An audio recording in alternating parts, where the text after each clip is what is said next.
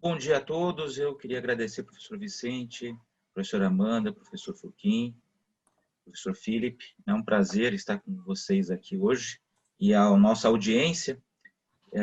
Nós estamos hoje realizando mais um evento em parceria entre o Centro Mackenzie de Liberdade Econômica e a Faculdade de Direito, particularmente aqui o Grupo de Estudo de Defesa da Concorrência. E é um prazer enorme, é um orgulho, né? Acho que esse ano está sendo muito produtivo e a gente está explorando justamente essas fronteiras entre direito e economia. Particularmente a área de defesa da concorrência é uma área muito sinérgica entre direito e economia, porque ela envolve dois aspectos muito importantes, que é a questão da equidade e justiça, e quando a gente pensa nisso, a gente pensa na atuação do setor público e do poder público, para ser mais preciso, com relação ao consumidor, e do outro lado a questão da eficiência, que é fundamental para que haja aumento de produtividade e crescimento sustentável da economia. A área de defesa da concorrência, para a gente aqui do Centro de Liberdade Econômica, é uma área que coloca sempre como um grande desafio, é quando as falhas de mercado, e aí, em particular, a assimetria de informação, poder de mercado, né, concentração de poder, enfrentam as falhas de governo. A professora Amanda estava falando agora sobre o ditado do Homem-Aranha, né, que grandes poderes trazem grandes responsabilidades, e é justamente isso, né? Então, existe até uma piadinha aqui entre os economistas, fazendo uma brincadeira sobre o desafio de você defender a concorrência. Então, na questão de preço, né? A gente fala de preço predatório, a gente fala de cartéis, etc. Então, a piada é o seguinte: olha, se eu cobro o preço igual aos meus concorrentes, eu estou fazendo conluio. Se eu cobro acima, né, eu estou explorando o poder de mercado. E se eu cobro abaixo, eu estou fazendo preço predatório, quer dizer, eu nunca vou estar certo. Então, acho que esse tem um desafio que se coloca ao órgão responsável pela defesa da concorrência, que é justamente ser justo. E, tecnicamente, tem um desafio de acesso à informação. Então, assim, nem sempre, muitas vezes, a solução de intervenção é melhor. Por outro lado, é ingênuo imaginar que não haja no mercado práticas que são práticas desleais de concorrência, né, que, de alguma forma, seja no curto ou no longo prazo, vão culminar numa piora de bem-estar do consumidor. Então, a gente está sempre essa fronteira, né, e explorar essa fronteira e esses desafios é que, do ponto de vista da nossa parceria entre o Centro de Liberdade Econômica e a Faculdade de Direito do Mackenzie, é o que nos une, né? Não é a visão maniqueísta só de um lado nem só do outro, mas justamente essa visão de que existe um desafio a lidar, o desafio de conseguir promover um ambiente que seja saudável para a competição e competição que estimule inovação, introdução de melhores processos e serviços, que o consumidor, ao longo do tempo, ele consiga melhorar a sua cesta de consumo e, portanto, aumentar o seu bem-estar, né? Então, é uma alegria muito grande para a gente contar com um evento dessa qualidade hoje, à véspera dos Dias dos Namorados, né? Lembrando que a essência, né, de fato, quando a gente fala assim, o sistema capitalista, né, ou a economia de mercado, a essência dela é a competição, é a concorrência. Professor Vicente, muito obrigado e desejo a todos um ótimo evento. Obrigado, professor Vladimir. Acho que essa introdução já contextualiza bem o que é a concorrência e o que é essa parceria entre a Faculdade de Direito e o Centro Mackenzie de Liberdade Econômica. Falarei um pouco em português, depois um pouco em inglês, em respeito também ao nosso convidado, porque eu farei a introdução dos nossos palestrantes.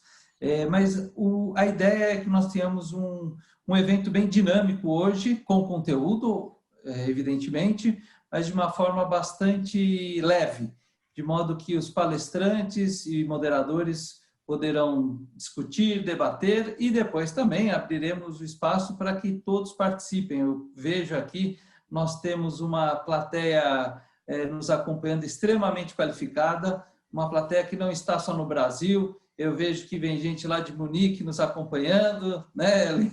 Tem o professor Vinícius Klein, que não está em Munique, mas está aqui no Paraná também, né, professor Vinícius Klein? Então, veja, nós temos aqui um time de peso, ou seja, a oportunidade da gente discutir com o professor Philip, com o professor Paulo e com a professora Amanda. But before we start, I would like to thank so much Professor Philip Marsden. Sorry if I don't speak your surname perfectly, but you can correct me the way I have to say your surname. It's an honor, a true honor for us to have you here in Brazil, even if virtually, to join this conference, a conference that shows the love for competition, the Competition Lovers Day. As I mentioned before in our email, in Brazil you celebrate the Valentine's Day on June 12th. I think it's the only country that celebrates Valentine's Day in June 12th. I guess maybe because on February, that is Valentine's Day around the world, is Carnival in Brazil. So I think it's not a perfect time to celebrate Valentine's Day. But we celebrate in June, and it's an honor to have you here. Eu vou fazer a apresentação dos palestrantes de uma forma um pouco inusitada, porque é um evento inusitado, né? É um evento de comemorar o Dia dos Namorados, dos amantes da concorrência, os namorados da concorrência, né? Não vamos também entender errado. Então, eu vou pedir a licença de vocês para fazer essa apresentação de um modo diferente. Professor Philip, I will introduce our speakers in an unusual way. Once this is a Competition Lovers Day, something unique, I hope you like the way we will introduce our speakers. Mas primeiro eu tenho que pedir ao Alan, o professor Alan, que dá todo o nosso apoio. Eu estou sem condições de compartilhar a minha tela. Se você puder liberar o meu acesso aqui para compartilhar a tela. Ainda estou aqui sem acesso. Agora eu tenho acesso. All right. Okay, so let's introduce our speakers.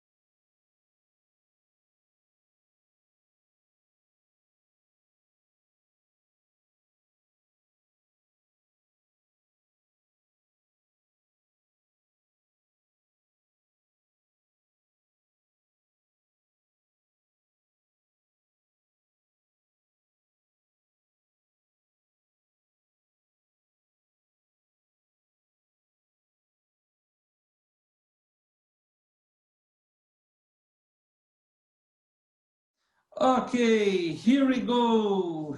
Professor Philip, I would say the floor is yours, or maybe I have to say the screen is yours. Please join us. Thank you very much for inviting me to the first of many, I hope, Competition Lovers Day. I raise a glass to you all. It's my one contribution. Thank you. Now, let's get ready. Thank you.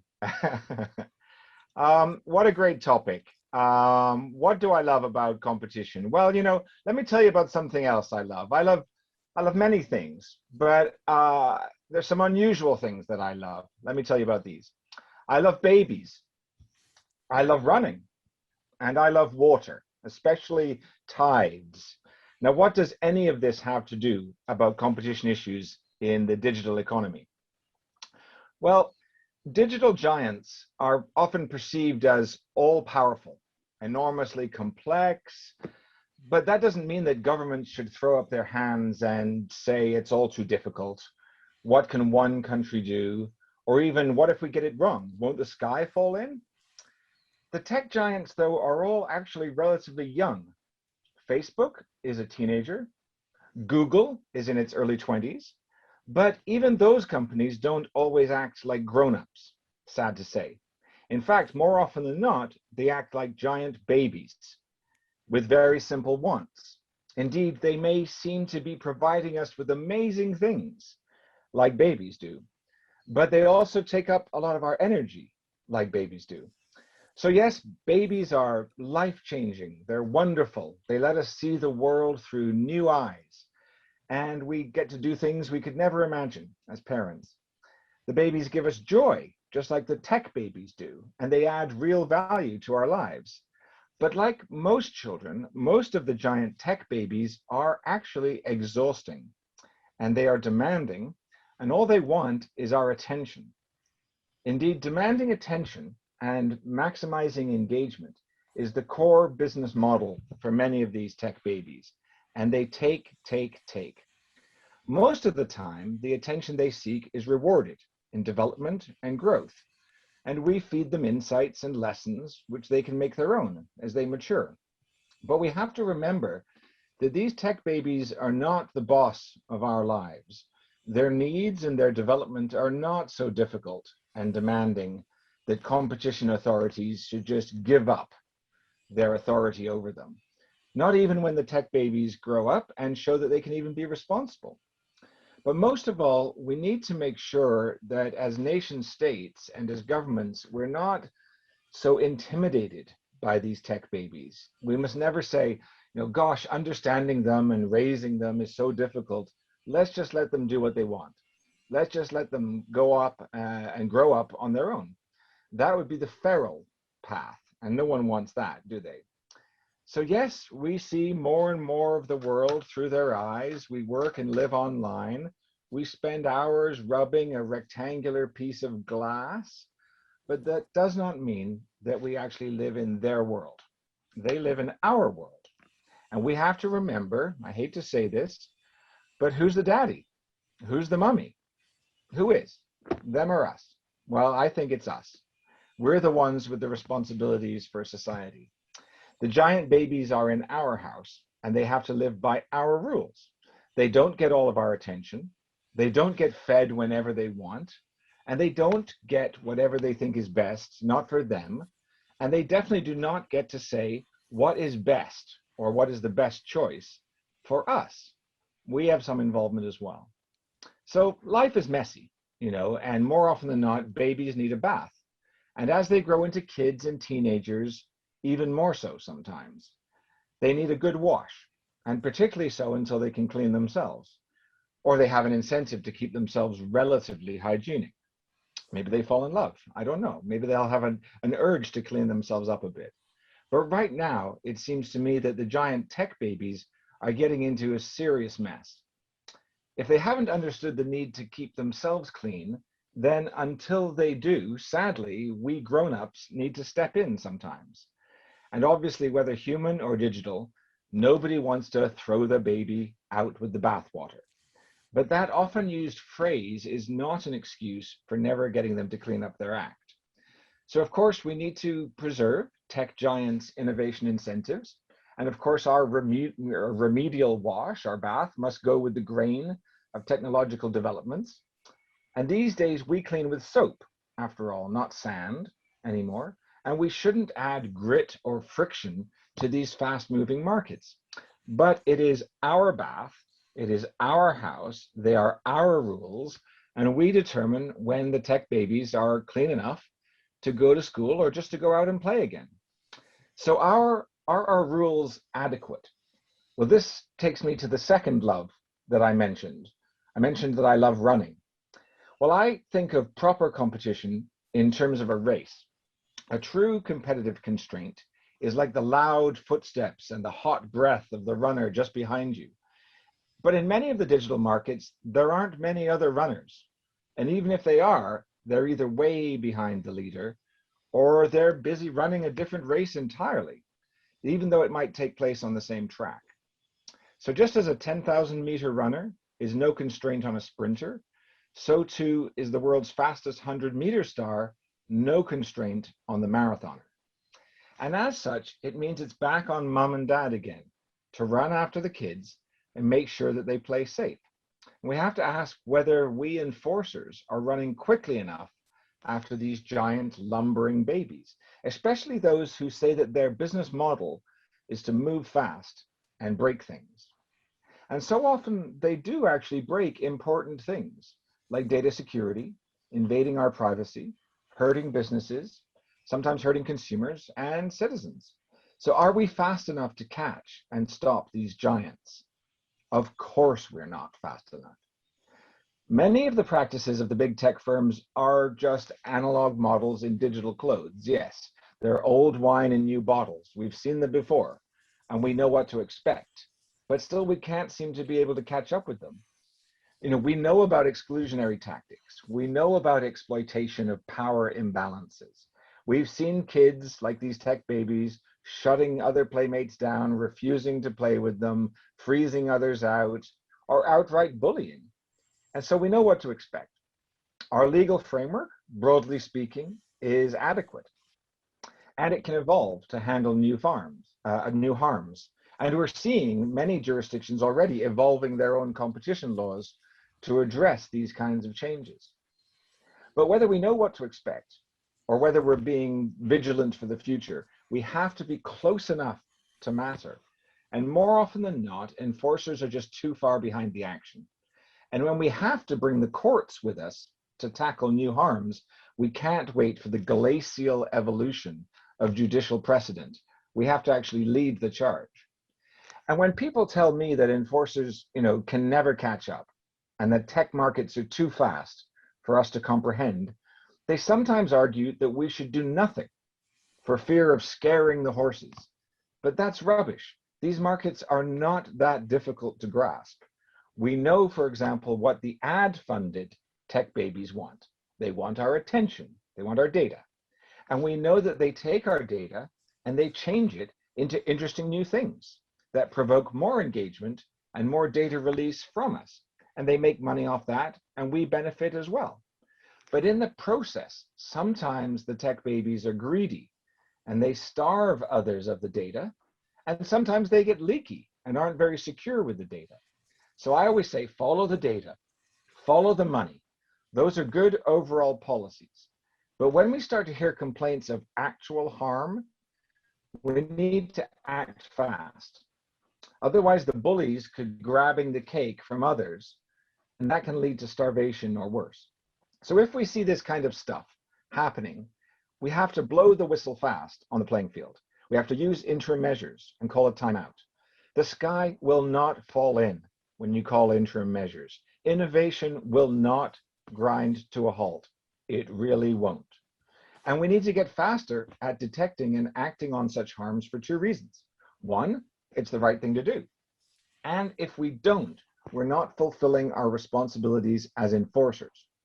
But also, if we don't act, then with the rising tide of populist revolt against the tech giants, some other regulator will step in, and they won't care a bit for the baby's welfare. The regulatory bath that they draw will be cold, it will be full of grit, and it will chill any growth or innovation. Finally, I said that I really love water, I love tides, and a tide is coming in. It is indeed a cold tide, and it is aimed at regulating online harms in digital markets. Now, we all know no swimmer should ever try to fight a tide. We can't hold it back, that's for sure, but we can channel it. And we can try to use its tidal momentum, its force, into the right direction so we can drive regulatory innovations that don't also harm innovation. Now, I've said that we want to help clean up the worst practices of the digital babies. We don't want to throw them out with the bathwater. We want to make them work harder and face a genuine race, so they work harder for consumers and users, even if it means they have to sweat a bit more than they'd like to. Now, I helped to write a report with Jason Furman and others in the UK as part of something called the Digital Competition Expert Panel. We released it in March 2019. It was called Unlocking Digital Competition. And we proposed some improvements to competition law to help enforcers run after the tech babies. But we also proposed a complementary layer of pro-competitive regulation, ex-ante regulation, like what we also proposed and implemented in the UK in open banking.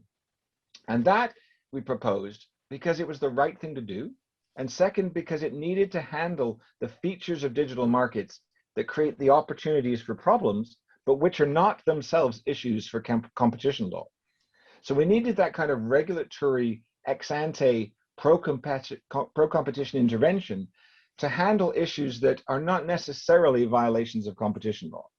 They're more structural issues. So for example, when you combine network effects, economies of scale and scope, the transformational use of data, tippy markets, entrenched dominance, and consumer and user inertia, that kind of ends up creating, a market where the winner takes it all, as Abba said, and it creates on the other side a lot of dependence on the big platforms. So you're seeing growing theories of economic dependence or abusive economic dependence, or you're seeing proposals about gatekeeper regulation or strategic market status regulation. These are all designed to help us produce pro-competitive interventions that handle structural issues, not just addressing the behavioral aspects of antitrust law.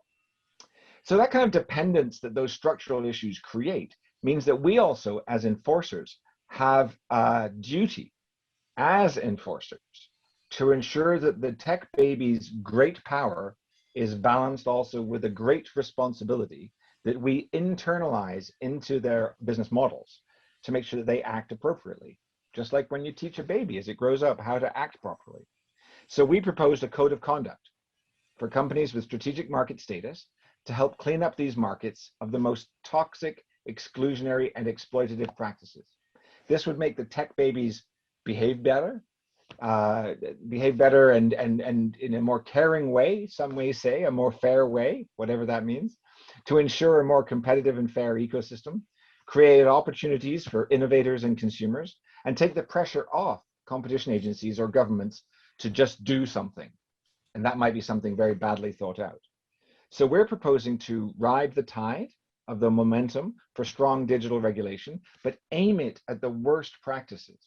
So to finish, like good parents, we clean the baby. We love the baby after all.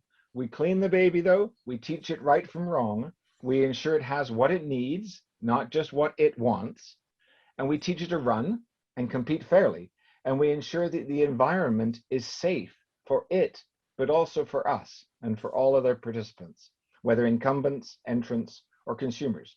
So if we have to ride the tide of tech regulation to make that happen, then so be it. We're the daddy, and don't you forget it. But we mean these interventions with love. And I'll conclude with that. Thanks very much. Thanks very much, Professor Philip. I love the way that you compare the big techs with the big tech babies.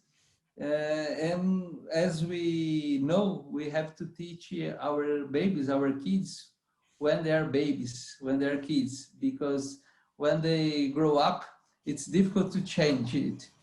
Oh, thank you very much, the way you explain how big techs act and how should we act with big techs.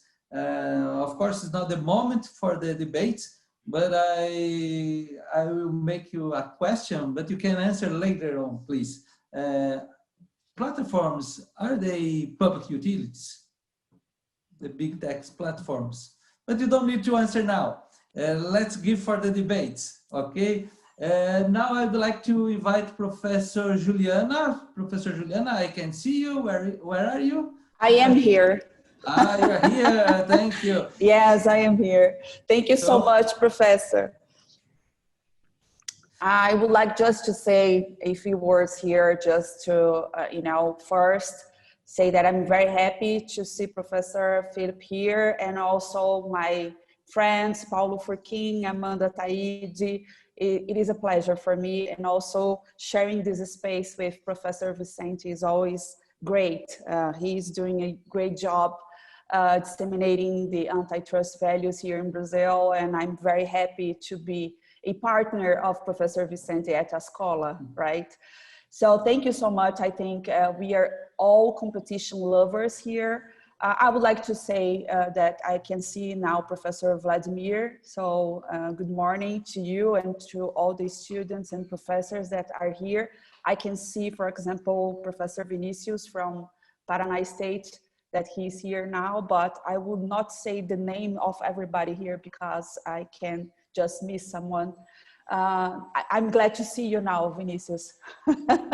But just sharing with you that I think we are all competition lovers, and I am very happy to be part of this day, considering that tomorrow is our Valentine's Day here in Brazil. And I think that the discussion will be very fun, and also in the end we can just share our love for the competition values and also competition instruments and tools that we have. And I think that this discussion will give to us lots of inspiration, inspiration to follow the main topics that are under discussion nowadays. So thank you, Professor Vicente. I am happy to be here. And I think that now we will hear Dr. Paulo Furquim. Professor Paulo is someone that I cannot, say how happy I am to see here. He will share with us all the thoughts that he has. And later, I think we can open this to a deep discussion after all these positions. Thank you so much. Well, hello, everyone. And it's a great pleasure to be here. Many thanks to Vicente, Juliana, and Vladimir for inviting me, for having me here. Also, many thanks to Philip. It was a great talk. I enjoy very much. I think we have time for discussion later. Also, it's a pleasure to share this session with Amanda. I haven't seen Amanda for a long time, and it's very nice to see you here. I will switch to Portuguese as agreed with Vicente. So we have the talk mostly in Portuguese, and then we can, I think, summarize the main ideas in English. Bom, primeiro, eu acho que vocês tiveram essa qualidade de notar e trazer aqui para esse grupo pessoas que de fato são competition lovers, né? Então, eu quando fui convidado, foi a primeira vez que eu tive um convite com essa temática, assim, mas eu acho que vocês foram muito perspicazes em identificar que estariam convidando uma pessoa com uma grande identificação com isso. Mas eu vou começar até de um jeito atípico, num certo modo tem alguma semelhança com o Philip, né? Eu, pessoalmente, na minha vida pessoal, devo dizer, alto e bom som, eu não gosto de competir, né? Assim, eu não sou uma pessoa de competição, eu sou uma pessoa mais cooperativa. Assim, nas minhas relações, eu sou extremamente cooperativo. E ainda é uma sorte até eu trabalhar com pesquisa e ensino em que a cooperação não gera um problema, né, de bem-estar social, né? Se eu estivesse trabalhando na produção de cimento, aço, gases industriais, eu acho que esse meu perfil seria um pouco mais problemático para a sociedade, assim, que seria bastante propensão para evitar a rivalidade seria grande, né? Embora, assim, eu pessoalmente não gosto nem um pouco de competir, eu adoro a defesa da concorrência, né? Então, assim, a competition policy é o meu realmente o que me move muito, né? E por que isso, né? Por que o competition policy tem essa qualidade, assim, uma admiração que desperta, acho que em todos nós, né, como uma política pública. E basicamente é porque ela lida com o poder. Assim, em grande resumo, a política de defesa da concorrência é um mecanismo de conviver de modo inteligente e eficaz e controlar o abuso do poder, né? Isso em duas dimensões. Tá? Uma dimensão que é mais óbvia, que é a dimensão do próprio objeto, assim, um mercado, o controle do poder no mercado. Mas tem uma outra dimensão que quero trazer aqui, e aí seria menos usual, é no próprio desenho das instituições e do enforcement da política de defesa da concorrência, e que obviamente, existe um poder numa autoridade. Mas esse desenho ele é todo feito também para que se controle o poder da autoridade. Então, nesse sentido, ele é uma política que se afasta de várias outras políticas públicas de intervenção no mercado, porque ela tem dentro dela própria os elementos para controlar o abuso e o poder da autoridade, né? Então, tem essas duas dimensões aqui que eu queria trazer para vocês, né? E como eu disse, eu diria que se fosse para escolher uma frase, síntese, né, dessa pequena intervenção aqui, seria essa, assim, a política de defesa da concorrência é um mecanismo inteligente e eficaz de controlar o poder, né? E por que, primeiro, é tão importante, talvez isso possa parecer óbvio, mas por que é tão importante esse controle do poder, né? Do ponto de vista econômico, eu vou separar isso também em duas áreas, tá? Num ponto de vista econômico, estritamente econômico, o poder de mercado ele está relacionado a o exercício desse poder de mercado está relacionado a uma menor capacidade da sociedade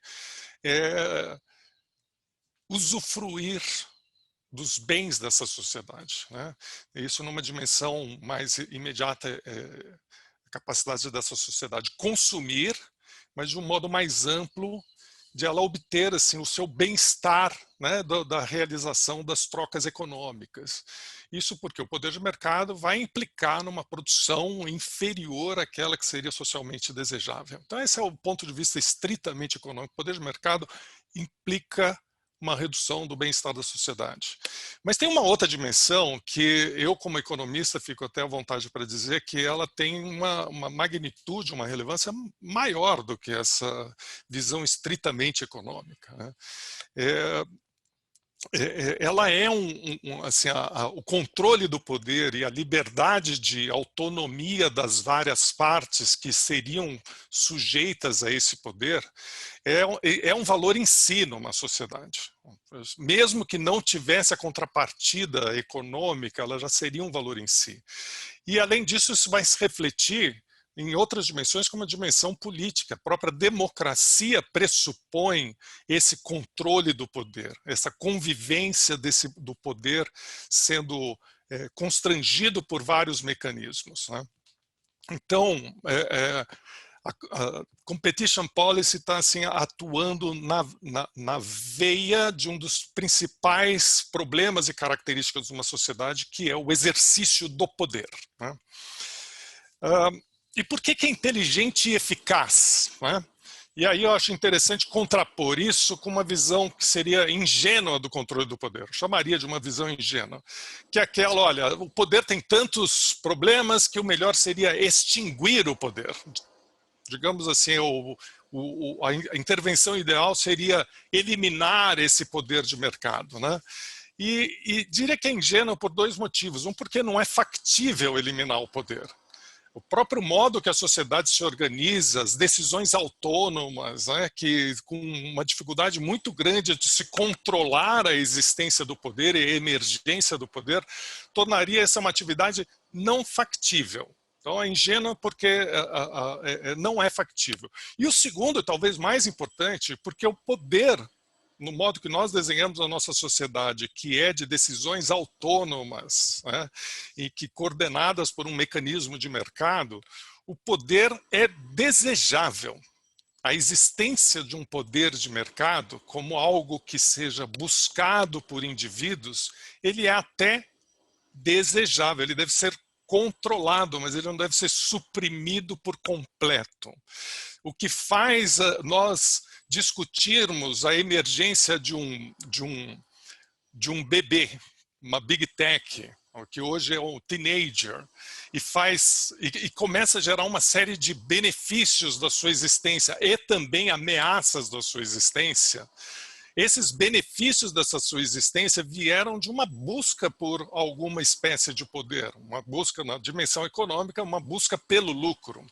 Então, a existência do lucro, a existência do poder de mercado é o que move muito, é o principal motor de um sistema econômico para a inovação, para a diferenciação em relação aos seus concorrentes, e isso traz uma série de benefícios, né? A inovação, num mundo em que todas as empresas têm exatamente o mesmo tamanho e nenhuma barreira entrada, um mundo perfeitamente competitivo, né? É um mundo que tem uma lucratividade muito baixa para as empresas, e o maior motor da inovação é sair desse mundo. O que leva uma empresa a fazer um esforço muito grande numa ação que é muito sujeita à incerteza, que é a ação de inovar, é se distinguir dos demais, né? E por isso, nessa distinção, conseguir algum poder. E é exatamente esse ato de busca do poder é que gera uma série de benefícios para a sociedade. Então, por isso, assim, a supressão completa do poder do mercado seria uma abordagem ingênua. Primeiro, ela não seria eficaz, não obteria sucesso, e se obtivesse, não seria o melhor dos mundos, né? Porque isso retiraria o motor, assim, de incentivo. Agora, esse poder, ele gera todos os problemas que a gente viu antes. Então, o mecanismo interessante é conviver com esse poder e mitigar e controlar os malefícios do exercício desse poder, e não eliminá-lo por completo. E é por isso que a defesa da concorrência é tão inteligente e eficaz, né?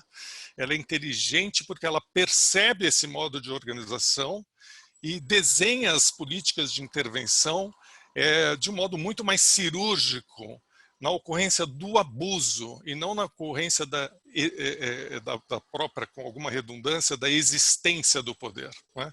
O problema não é a existência de um poder, mas o problema é o abuso desse poder. E isso faz toda a diferença na eficácia dessa intervenção, né?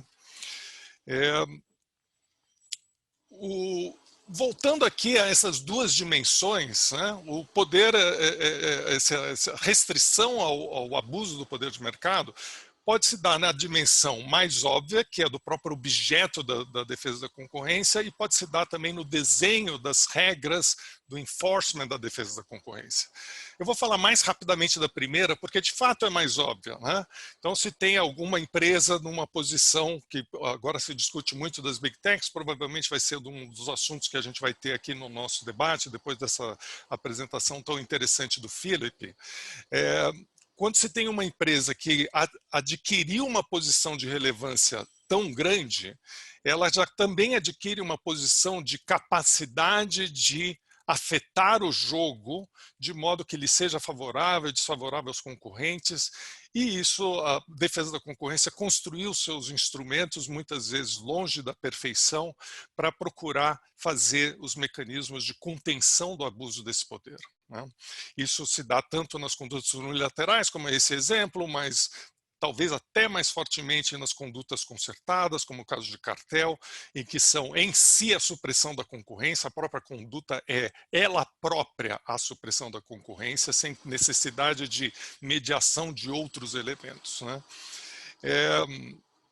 E exatamente a repressão a esse tipo de conduta é o mecanismo de controle desse abuso de poder. Mas vamos agora para outra dimensão que é menos, digamos, menos clara, né? Ou pelo menos menos discutida.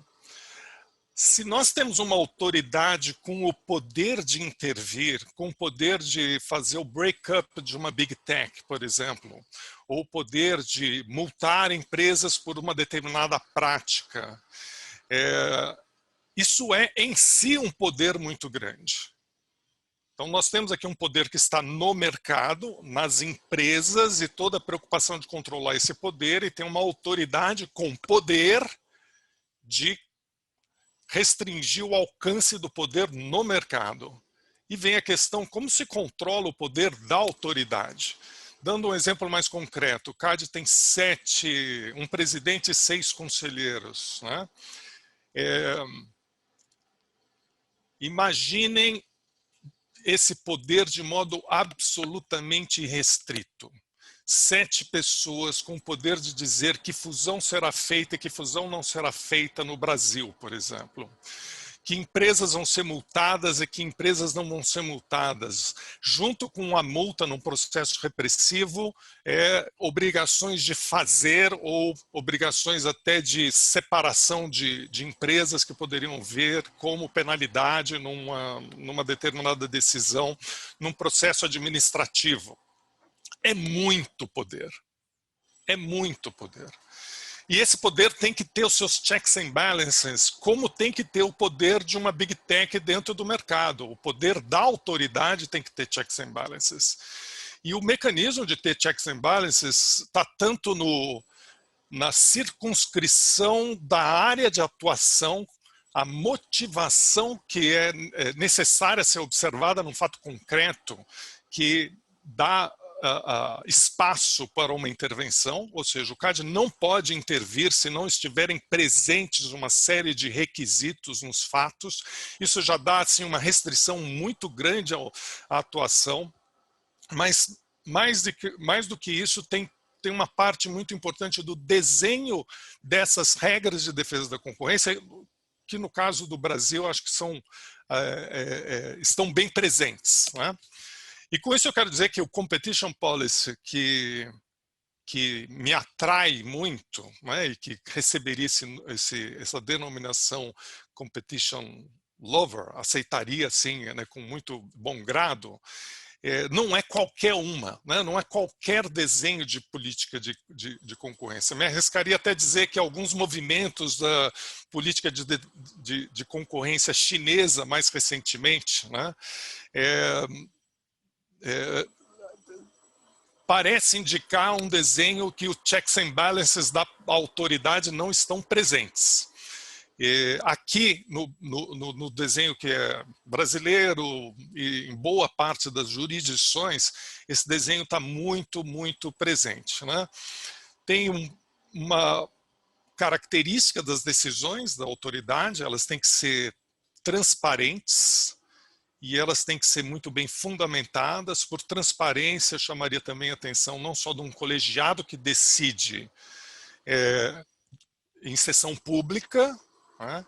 Então, assim, a fundamentação, os votos divergentes são todos observáveis por todo mundo que está por ali, com a presença do Ministério Público sentado em sessão e podendo se manifestar, né?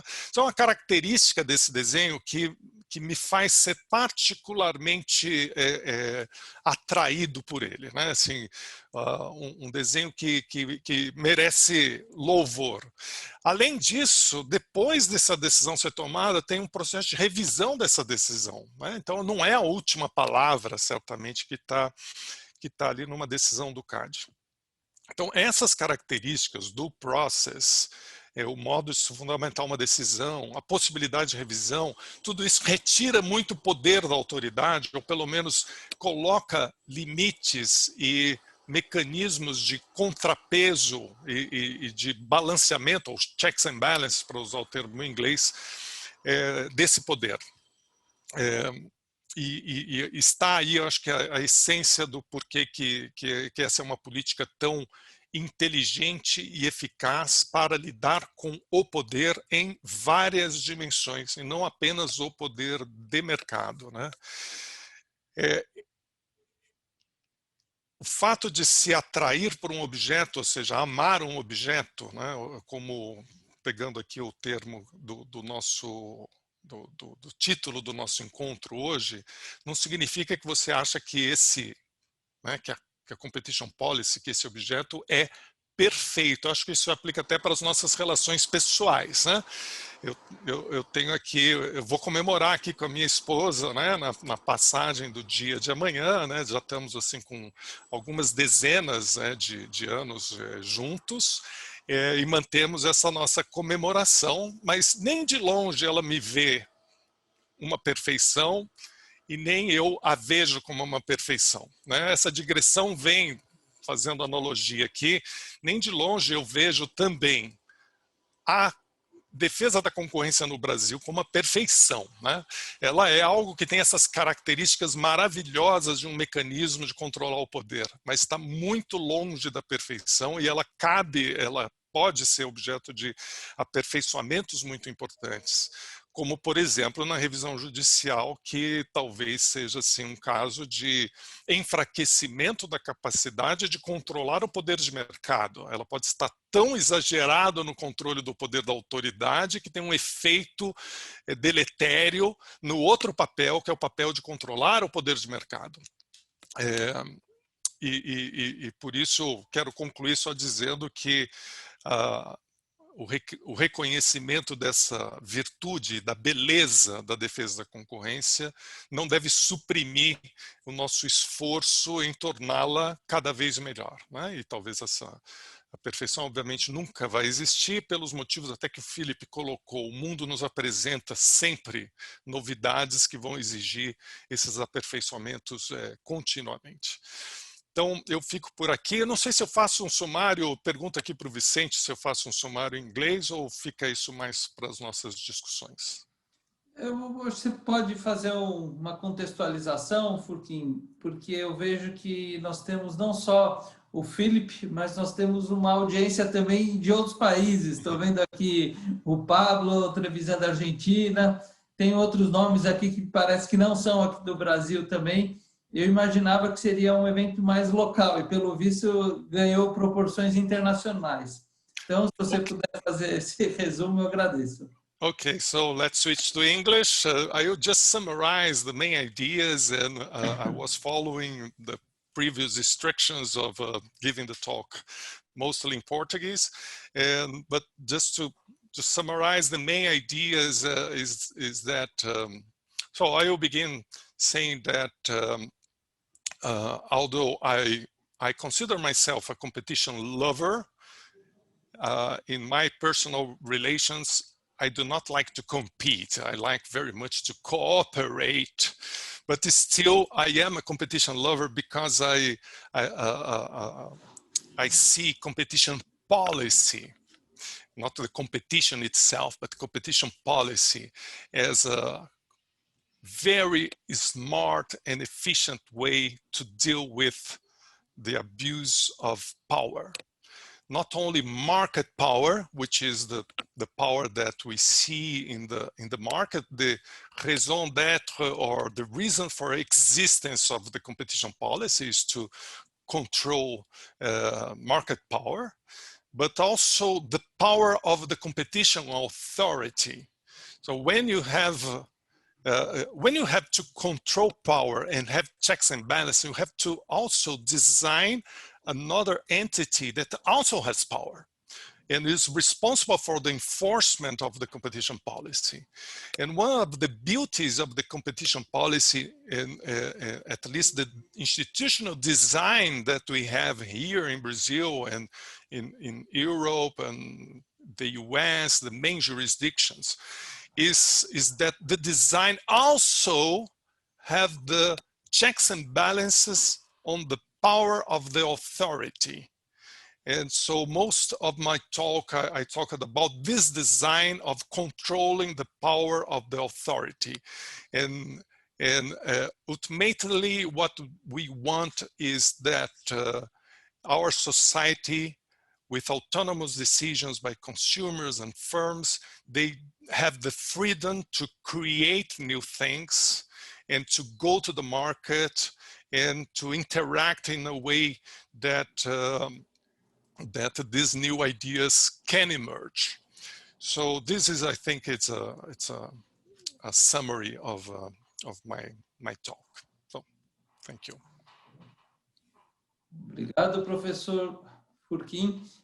Professora Juliana, eu vou passar a palavra para você já dar um encaminhamento, mas também gostaria de agradecer à professora Tânia Zuniga, do Peru. Veja como estamos internacionais aqui, estamos cobrindo vários países aqui nesse nosso evento. Professora Juliana, a palavra é sua. Muitas graças. Obrigada, professor Vicente. So thank you, Professor Vicente.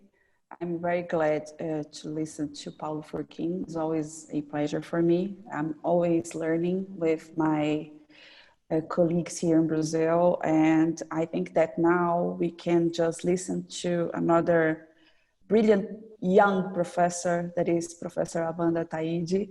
I'm really glad to have Amanda here. Amanda is also a partner because we have the antitrust connection, but also we have a project together that is Women in Antitrust. So thank you, Amanda. I'm really glad to have you sharing your views, and I am a true lover of competition just like you. So I am here to listen to you, and I am sure that everybody here will learn a lot with your thoughts. Thank you. Thank you, Professor Juliana. Thank you, Vicente, Professor Vicente and Professor Vladimir for the invitation. It is such a great honor and a great responsibility to talk later after Professor Philip and Professor Paulo Furquim. I recall a time, a remote time where we had events in present, and Professor Philip was here in Brazil talking about digital area. And I was there in the audience. I arrived late in the event, and I arrived in the middle of Professor Philip's presentation. And although some of the presentations, we don't recall exactly what is the content of it, we definitely recall about the passion the person talks about the topic. And I do recall Professor Philip passionate about the topic, and I just decided I would send him a LinkedIn message just congratulating him about that, because I was really, really thrilled about that. And that happened again now on today's lecture. So Professor Philip, thank you once again for sharing your views with us. And also, speaking after Professor Paulo Furquim is such a great responsibility, because when I was a intern in CAGE, Professor Furquim was one of the commissioners. And I remember listening to his presentation, and I am sure that his students have the same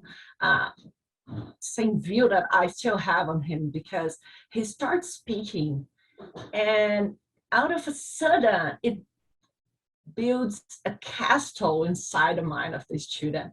It's just like a building, and you don't really know how it happened, but all the reasoning is so structured, and you find out yourself together with him. So thank you, Professor Furquim, for always sharing your knowledge and your views with us. So I would just like to clarify if I should proceed in English so as we can have the audience, or if I should switch it to Portuguese as previously oriented. I can do in both ways, whatever you decide. Amanda, considering that we are international now, you can decide. It's up to you. Okay, so as we can better... Spanish is also a possibility, as I can see here. Puedo hablar en español con mis amigos acá, pero creo que en competencia, los términos en competencia sean mejor en inglés. But, well, let's do it in English so everybody can follow and I don't have to recall and summarize. So I think one of the questions, the first question we are about to talk is, why do we love? Why do we consider ourselves a competition lover? And I think that one of the things that I was thinking when I was when the question was made was, well, how do I express my love to anybody? And I don't know if you already read a book that it's called The 5 Languages of Love. It's also a book designed for children as well. And there are 5 profiles of how you express your word to anybody. And definitely my type of language is time well spent. So when I devote my time, and I consider time one of the most precious assets that we have, when I devote my time to someone or a topic, definitely this is my expression of love. So when I'm here participating in this event, I'm definitely in love to this discussion. When I teach classes to my graduate students, to my master's students, I am definitely in love for them. When I have my tutor researchers, when I tutor the researchers of my students, I'm definitely in love for their researches. I'm thinking about their structure, their topic. When I see a paper, I forward to them in a quick moment because I want them to read that paper. So this is how I consider it. I would express my love to the competition topic. I am really a geek. Competition geek. I think that we may say that as well. Not only competition lover, but we may say competition geek, because when you think, when you start reading that, and when you see a paper and you get like, oh my God, I'm so anxious to read that paper. I'm so anxious to listen to that podcast.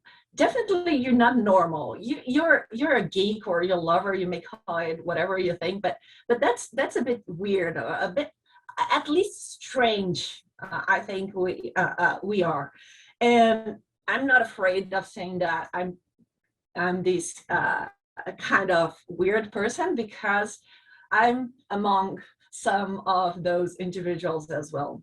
So why do I why do I devote my time? Why do I dedicate my love to this topic?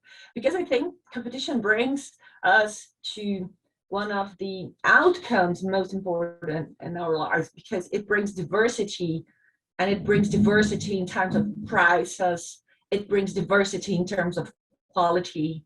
It brings diversity in terms of options for us as consumers. And I recall when I first met competition topic, and I was in graduation, I was doing my bachelor degree, and in my university, people studied a lot philosophy.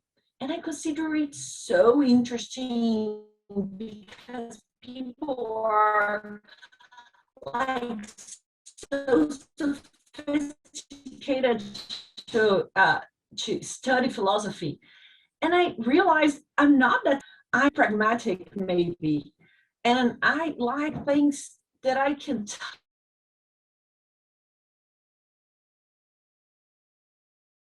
that Professor Furquim was saying.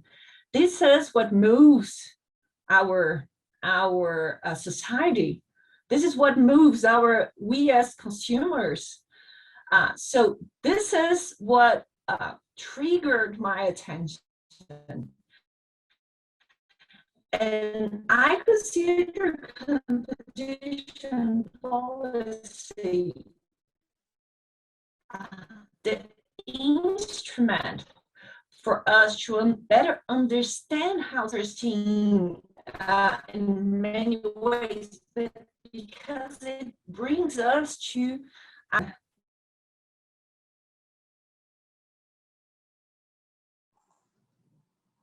think about a context where transparency in power is quite simple.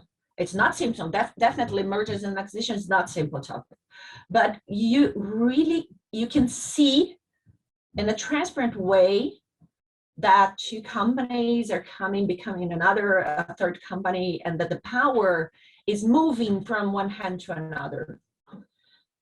But when we think about conduct, when we think about the new instruments of power among companies, about the fragmented notion of control and power, we can use the competition tools to understand it. So whenever we think about market, whenever we think about enterprise theory, we have a third avenue in the middle of it, which is the joint ventures, the notion of power through contracts, distribution contracts, the global value chain is made through contracts nowadays. And those contracts, they represent the power today, and they trigger the competition policy notion. They trigger the corporate law. They trigger international trade law. So this notion about how it really happens, in fact, not only in theory, really takes my attention. And I think it is a way that we can, through competition policy, we can understand many fields of knowledge. We can understand competition law, we can understand international trade, we can understand labor law, we can understand environmental law. And I think this diverse aspect of competition law really inspires me to continue studying this topic, because I consider it makes me evolve, not only as an academic, as a professor, but also as a person who would like me and my husband, my 2 kids, my 3-year-old boy and my 1-year-old boy, to understand the world, how it goes, what it really happens, in fact, that their toys, they do not appear suddenly in the middle of the room, but there is a value chain, that there are companies that made, because there are workers who do that it has an environmental aspect, because it has a competition that made this toy to make it more interesting, that its quality has evolved through time. So I think competition law helps us to better understand the world. So with that, I thank you, and I conclude these first remarks. Thank you. Thank you, Professor Amanda.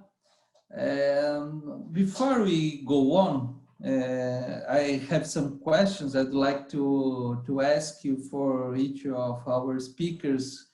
Which subject of competition law do you like most? But first, I would like to pick up some words from our speakers, from the lectures. For instance, Professor Philip, platforms. Professor Furquim, cooperation. And Professor Amanda, contracts. What does these things means to competition law? Sometimes you can imagine that competition law means put people apart, but this is not true. Competition law can means that the true love can happen, and not only the true love for competition, but competition law can put people together, and we have a proof of that. And I would like to invite a professor of competition law, a lawyer of competition law who met his true love in the field of competition. Please, I'd like to invite Professor Eduardo Gaban to join us. Well, I'm really glad to have this special and unexpected participation in such a lovely event. You know, this term fits perfectly. But of course, when I received this invitation, I mentioned to Professor Vicente that it's so special that I was supposed to prepare something special as well. And from the beginning of the event, I was thinking of what kind of special surprise could I prepare, and I've written some words that may bring an additional sphere of the word competition and an additional meaning of competition when we say love. And later I will show it again. So let me try to read it, because I would never be able to memorize it. So, and I may say that Professor Philip's rap influenced me a lot. So thank you, Professor Philip, in advance. So competition is not always dividing players, splitting them up, or even breaking them up. Competition also combines. And here is the very paradox of the antitrust. When combining or summing up, it generates welfare or happiness, if I may. Love in competition is like this. It works this way. It worked for me. It might work for you. Inside the antitrust, you might find a clue. Hey dude, happy Valentine's Day. Thank you, Professor Vicente. Great, great, great. Well, I would say that Professor Juliana has to explain to everyone who is Professor Eduardo Gaban. Wow, I'm not expecting this. So thank you so much for this, lovely surprise. In fact, I may say that I fell in love with antitrust law in 1999, and I've met Eduardo in that room. He showed for us can you show it again? Yes. Just like Amanda was saying, I started researching at the law school Habermas. So then it happens that I like it international. Then I joined an international law group that was researching and studying the protocol of Fortaleza. That was the protocol of antitrust law at Mercosur. And in 2000 to 2001, I've met Eduardo at SDE. In the same floor I am now.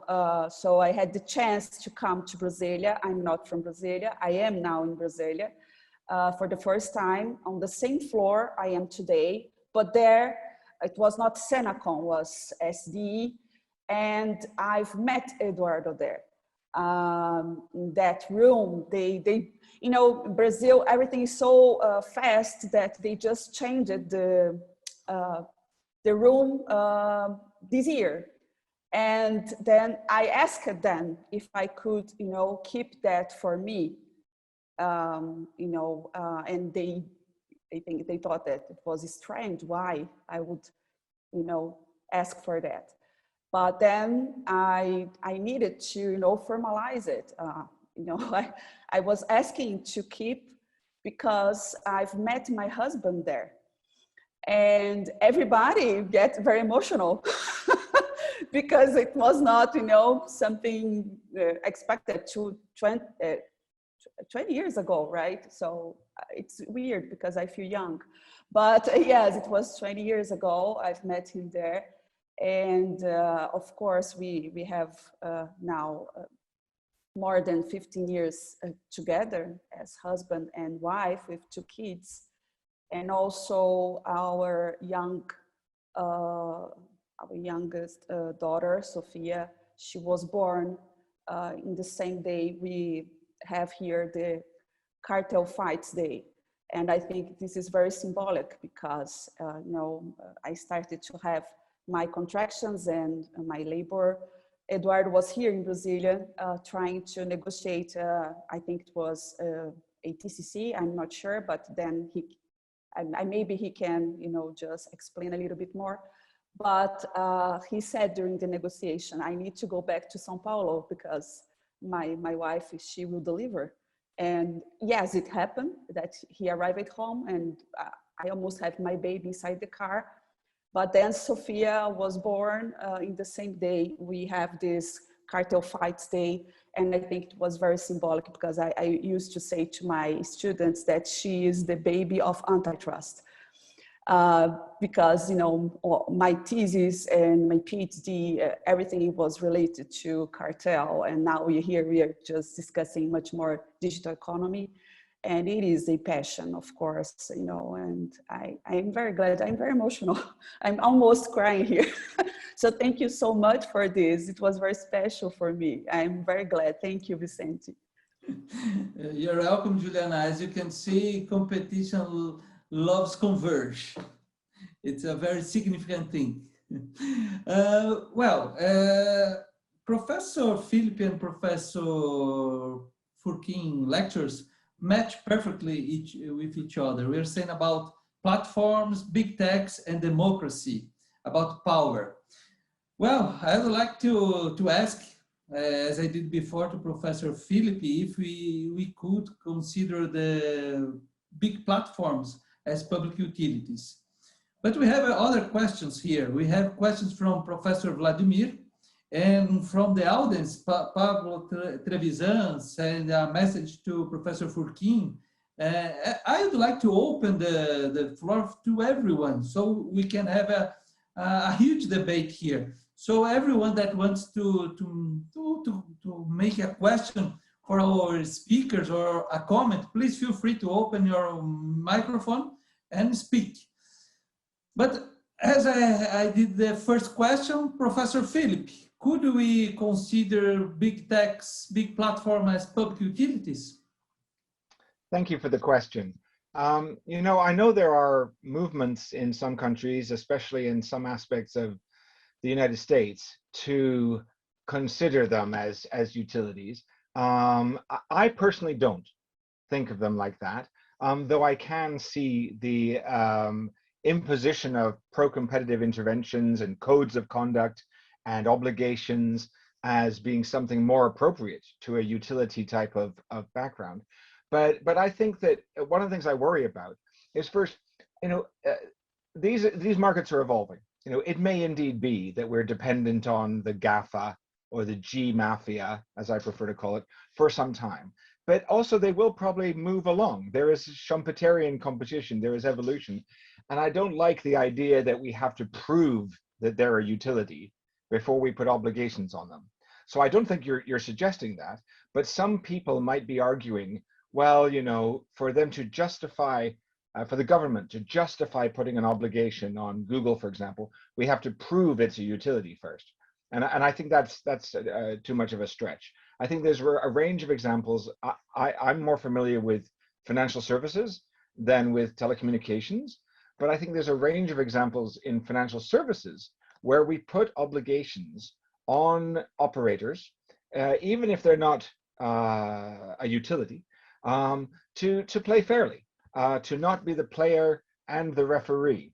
These kinds of obligations. And in our banking work, and I know a little bit about the open banking work in Brazil, this is what we're trying to do, is trying to say, look, we think that some of the incumbents are perhaps not leading to market outcomes as innovative as they may be, that could be, I like Amanda's point about diversity, economic opportunity, choice, and therefore I prefer to lean on the side of saying, let's have more data portability, let's have more interoperability between these platforms, and let's see what arises and what choices can arise, and also improves my choice. If I want to move my social graph from one platform to another, right now I can't. I'd like to be able to do that. And so I think if we just focus more on the improvements of equality, of opportunity, of choice, not in terms of the number of competitors, but just that opportunity to provide more diverse outcomes, whether it's in terms of price or quality, then I think that's what we should be aiming for. And just a final point about due process and about the great power of the competition authorities. Yeah, they do have great power. Yeah, they are controlled by the courts primarily, and we often don't have a very strong win ratio at the courts. And I don't mind that. I've had some amazing cases when I was at the competition authority in the UK, which I thought were slam dunk cases, and the courts told me I was wrong. Fair enough, that's fine. But I also do think that the competition authorities have to internalize due process into their decision making as well, and be more transparent in terms of their decision making, so that everybody can learn more in real time about what is really the policy objective. So that's a long answer. I hope I didn't dodge the question, but I love all questions, not just on Competition Lovers Day. Thank you, Professor Philip. It makes us, we think about how to comprehend better how big techs and platforms work, and how we have to act considering they like baby techs. I would ask Professor Vladimir. I know he has questions for our speakers. Professor Vladimir, feel free to ask them. Yes. Thank you, Professor Vicente. I'd like to do one question for each one of the speakers. To Professor Philip, pandemics brought us a need for more tech solutions, such as Zoom, for example. And it has revealed how dependent from big tech's users are. On the other hand, there are network externalities and switching costs from dominant tech solutions. What are the main risks to competition we are facing in this context? So this is one question for Professor Philip. To Professor Paulo, is there any revolving door in our current institutional structure that allows political power to interfere in competition policy? And also the last question to Professor Amanda. Contracts are usually incomplete, and some competition behavior arises from it. Is there any principle that firms must adopt in their contracts that prevents anti-competition behavior? Well, thank you very much, Professor Vincent. Right, so shall I start? Yep. Great, thanks. So what a great question. I mean, absolutely, the pandemic has shown how reliant we are on these platforms. Because of this platform, I'm here with you now speaking from Oxford. I would much rather be in Brazil. Don't tell my wife that. She could come with me. but yes, it's much more easy to get together. Fantastic. And yes, there's innovations and also, as you say, dependencies on these platforms. And I suppose the main risks that I've been concerned with have been the fact that we don't know what we're missing. Okay, yeah, Google, Zoom, Facebook, amazing, fantastic, Apple, Amazon, incredible, I know, but I don't know what I'm missing. And that's not evidence of a competition harm, of course. But I have a feeling, and this is, I think, what the European Commission is doing now, we have a feeling that as the greater concentration happens and greater inability to move from platform to platform, so that the less interoperable these systems are, the more they're walled gardens, I have a feeling that we get less choice, and I worry that we get less innovation. Not that Apple, Google, etc. are not innovative, they are. And they're not lazy monopolists. But I don't really like that feeling of dependence. I would like to have some more choice. And so rather than breaking them up structurally, I would rather say, let's have them interoperate. And then we could have more choice, okay? But some of the risks you asked me about, I mean, one of them is the dependency on just a few players. We see risks to democracy in some degree with the echo chambers that we get from these kinds of conversations you have only with, you know, say one player, and the less choice. Risks to media plurality, of course, those kinds of things. But there's also from a financial point of view, but also more broadly, I feel there's risks of stability and resilience. I've been thinking quite hard lately about cloud. I think cloud is an incredible lower of barriers to entry. It means that, you know, companies, banks, or anything can enter a market without having to build a big data storage system. Nevertheless, we have 3 cloud providers, right, in the world. And just this week, we saw what happens when we have a problem with cloud and a range of dependent services fall over. So there you have an example where with cloud, their business model, the thing that keeps them awake all night is resilience. And yet it fell over, right? So I worry about if we're only beholden on 2 or 3 cloud companies, and companies don't have their own systems to be able to operate without cloud, what risks can that have to financial stability, to defense, to government operations, media operations? You know, I'm not saying, you know, if we lose a big cloud company for 1 hour, we have a zombie apocalypse. You know, it's a loving day, not a zombie day. But, you know, it is worrying, you know, and I think the more choice we had, the more resilience we could have as well, without sacrificing efficiencies. You know, and finally, I just say that, you know, when you get greater concentration, yes, you can get lazy monopolists. Not necessarily seeing that here, but I do worry about us being dependent on their innovation, the innovation of 3 or 4 companies, rather than the innovation that other companies could come up with.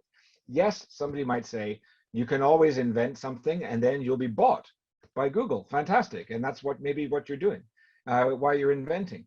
But I just don't know whether that model then would then become flourished. They would breathe love into it, or whether it might be sidelined. You know, so I just would like a little bit more diversity, and that's what I hope for. It doesn't mean that we have to necessarily have many lovers.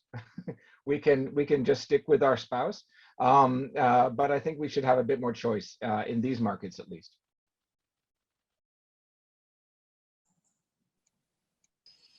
Okay, so now my turn, and thanks a lot, Vladimir, for the question. I think it's a very important topic. I think you touched 2 subjects that are interrelated. One is the revolving door issue, and the other, perhaps more broader, is this idea of the degree of autonomy from the agency, from the political influence. And as in the last moment of my talk, I mentioned that I love the design of the competition policy in Brazil, you know, way of this institutional design of checks and balances. But it's far from perfect. So there are plenty of room for improvements. And one is particular I think this one. I will take the case of appointment for new commissioners and the role of the Senate, for instance, in approving or not approving or ratifying the appointment by the executive. I think the written law is great. The problem is how it's implemented. So the idea of having the executive and the legislative sharing the responsibility for the appointment is great, but the way it's actually implemented is an appointment by the executive, and then there are some transactions that is typical from the Congress. They are transacting a lot of things, and the appointment is just one part of this huge transaction. I say this taking as an example my own experience when I had to be in the Senate to defend or to answer questions regarding my appointment as a commissioner. And it was very superficial. I think the decision was already taken. I just realized at the moment that I was there. I was prepared to answer every question, but it was not necessary. The decision was already taken. And I noticed that in several others that I could see. So it's not really implemented in the way that it should be implemented. And now I will touch a even more sensible aspect of our competition policy. So this is dangerous territory. And I will raise this more as a hypothesis than as a fact. But after the car wash investigations, and the car wash investigations were huge and involved a lot of cases, cartel cases, mainly in CADE.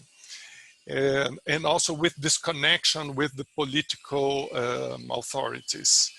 And after that, CADE entered in the radar of the politicians, you know, in completely different way. It's like a watershed. So before car wash, CADE was working independently and could develop it. It was very important to develop it without so much political influence. After car wash, CADE became something very important for the politicians. And I think this is something that, and I just take this as the level of hypothesis, but because I didn't observe exactly what's happening. But it seems that the political influence in terms of guiding the appointments is stronger. Appointing a commissioner nowadays is something that Senate and the Congress is very much interested. Not only, I mean, it's not only the discussion that is a public discussion in the Senate, it's before the appointment. So the arrangements with the government is something that I think it's a consequence of being of a nice development of the competition policy in Brazil. It's because that we had this fantastic experience in the past. We evolved as a competition authority. I mean, CADE became more present. It has more significant cases. Because of that, we have the political influence trying to affect more. And of course, with the design that we have, this is not so easy. So the institutional design is very important to be resilient to this pressure.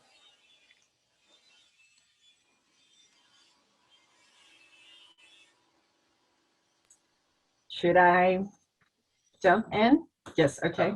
So just a small comment on Professor Paulo Furquim. I would say as an academic that this hypothesis has at least one experiment, and this experiment would be definitely me, because I lived on my own skin what it feels to have this political influence in CADE's appointments.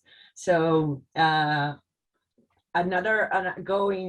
to Vladimir's question about the contracts, I think it's definitely a very interesting point, because when we think about contracts and your questions about the how contracts would be incomplete, so this is something that it's definitely a fact. Not only contracts as on the spot market, when we think that they are incomplete, definitely they are always incomplete, but mostly when we think about relational contracts, when we think about contracts that may build companies and new enterprises. So it brings the attention of corporate law. And when we think about, would there be a principle to prevent competition practices? I don't think there is any principle to prevent any infractions that would happen, not only in competition law, but also in contract law and civil law. Otherwise, laws would prevent all the infractional behaviors of the agents. What I think it's interesting to note is that those contracts, they represent a new way of power. They represent that not only the typical notion of Burley and Maines and Professor Comparato here in Brazil about control, they're not sufficient anymore. We have significant influence in our corporate law. It's not sufficient anymore. We have relevant information, relevant influence. We have access to strategic information. We have interlocking directorates. We have many ways to perform these power. And these would go away from our hands, not only as enforcers of antitrust, but also as enforcers of corporate law as well. So what I think is that we have to understand how it works, how the real world works. So as when we face the difficulties and we face the real practices, we can understand how not only platforms, not only those new markets, but also the traditional markets, that they are with new instruments to implement their economic activity, and we have to be aware of these new ways. So as we don't use remedies that are designed for those traditional ways of putting the economic agent output in the market, we have to think about the new instruments that are used so as to tackle with the adequate remedy. Thank you for the question. Thank you for the answer, all professors. Thank you very much. Thank you, Amanda. Thank you, Paulo. Thank you, Philip. I would like to open the floor to our audience. And I know that Pablo Trevisan has, he made a good comment here in the chat, but please, Pablo, feel free to comment with us, share your point of view. Thank you, Vicente, and great to see so many friends here. Philip, nice to see you again. Just a few comments. First, I mean, this is Liechtenstein from my years in Brussels and London as a bachelor, so that's already in the past. If I had to comment something regarding competition lovers, etc., I would go, if I had to go with some Argentinian voice, I would say I would sing El Día Que Me Quieras, but definitely I won't sing. I'm not Philip, and I don't have the capacity. Or I would say there's more Siglo XX Cambalache, but that's not related with love. But I would prefer maybe, I'll try to say something in Portuguese, if you allow me. And I think it's verso de Vinícius de Moraes, que foram musicados por Tom Jobim. E o verso diz assim: eu sei que vou te amar. I think this is definitely defines part of my feelings on competition also. Eu sei que vou te amar, por toda a minha vida eu vou te amar. Em cada despedida eu vou te amar. Desesperadamente, eu sei que vou te amar. E cada verso meu será para te dizer que eu sei que vou te amar por toda a minha vida. Eu sei que vou chorar, a cada ausência tua eu vou chorar, mas cada volta tua há de apagar o que essa ausência tua me causou. Eu sei que vou sofrer a eterna desventura de viver à espera, de viver ao lado teu por toda a minha vida. I think this comments, or sorry, versos de Vinícius de Moraes, in a certain way reflects what I think on one of the issues I'm deeply interested in, not because I'm passionate on them, but I think it's institutional design, something that Paulo and most of you already commented on. And I think when you don't have an institutional design, well, it's sort of, you have saudades. Things could go much better if you really have a better institutional design. In Argentina, that's where I can give some sort of opinion on. I think we're definitely lacking of an optimal institutional design. Everything could be better, as Paulo said, but when I see how things are evolving in Brazil, in Chile, in Peru, Colombia, it's really, we have saudades when we see how other countries are evolving, and we cannot make it. I don't know why, but I mean, we've had a new law 3 years ago enacted. We are supposed to have an independent authority. The candidates were sent to the Senate, and they might have followed a similar process as Paulo mentioned, but finally, new government came in, all the candidates were taken out, and now we're still having a very political, I would say, or dependent authority that they are trying to do what they can. But I mean, I think they're really lacking of the tools to do it. So that has nothing to do with love. But I mean, I think Vinicius de Moraes, Tom Jobim, as Philip said, I would have much love. I mean, it would be greater to be in Rio, not exactly in a Zoom meeting. But anyway, that's my small and humble contribution from Argentina. Thank you so much, Pablo. It was so nice to have you here with us. Well, the floor is open. Vinicius, Professor Vicente, just just a small addition here to the comments made by the hypothesis from Professor Paulo Furquim and also Professor Amanda. There is a paper from Thibault Cherpel called "The Antitrust Without Romance." And I think that it is, a must read for everyone here after discussing this hypothesis that we are just putting the floor here. But of course, I would like to listen to the participants. And I don't know if Eduardo showed his yes. I think he would like to add something. Just a comment. I would add to all that competition would be falling in love with the process. That's how I would define it. And whenever we run away from the do process, we should think of breaking up the relationship. That's it. Thank you.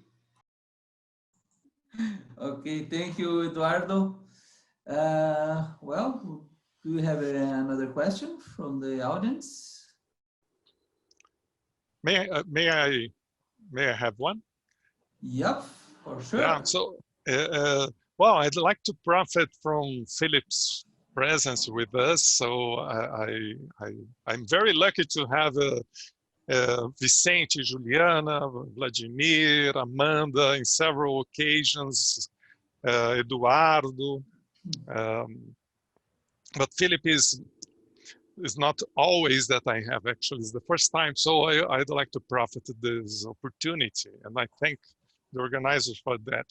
And I thought that the presentation was brilliant, and not only because of the way Philip designed the problem that we have nowadays with the competition, with this digital market, with this big tech, but also in the way that Philip proposed some measures for intervention. I mean, so it's not only acknowledging the problem, it's also submitting some ways of dealing with the problem.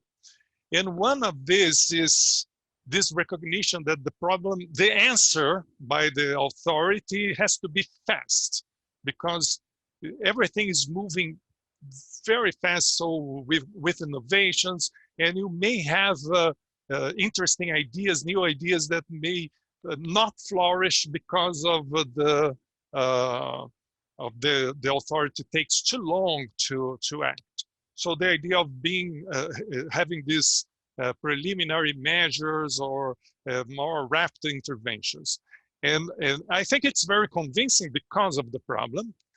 What I raise here is this, what are the trade-offs that may be involved? So if we take, so the time of the decisions is also an opportunity to have a better decision. So in order to not have decision errors that are, of course, we are subject to decision errors. Well, let's take this for granted. And decision errors may be higher or lower. And with following the due process, we may take longer, but then we decrease decision errors. If we are very fast, maybe we will increase decision errors. So how to deal with this trade-off? So that's my point.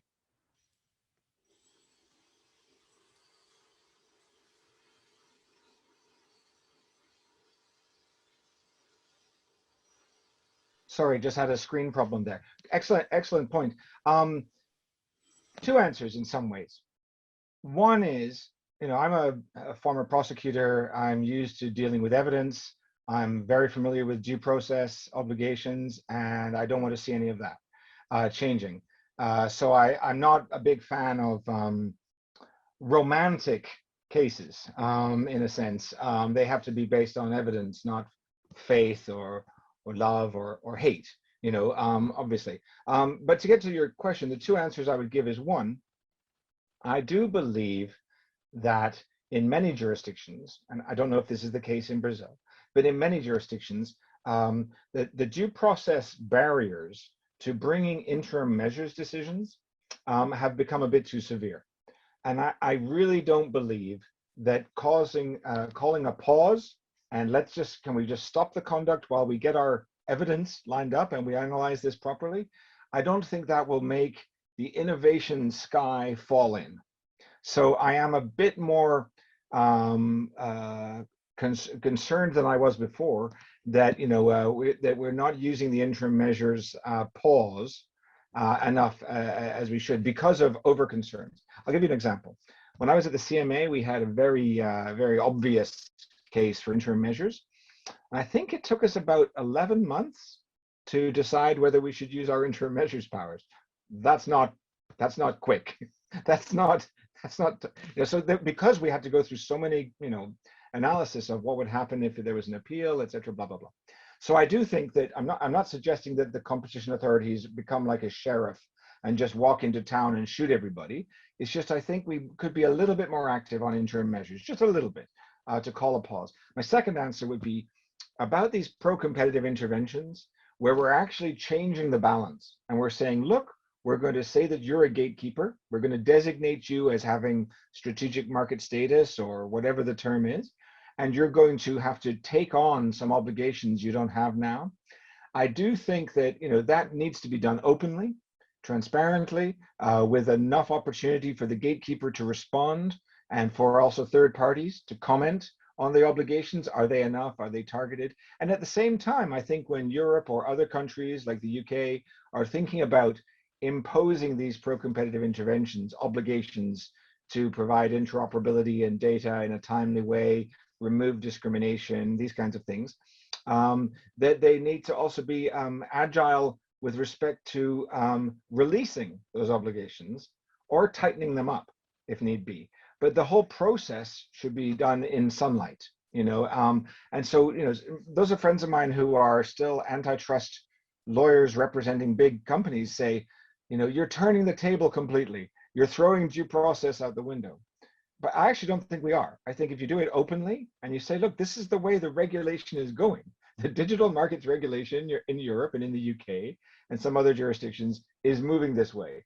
So let's do it openly, let's do it fairly. But on the other hand, while I think that I'll say something reasonably controversial, but maybe it's only controversial for us nerds, us geeks, like Amanda said. I think that the subject of designation as a gatekeeper and the subject of the obligations that you are going to have imposed, I do not believe that those decisions should be subject to full merits appeal. I think they can be reviewed under a judicial review standard of reasonableness, but not full merits.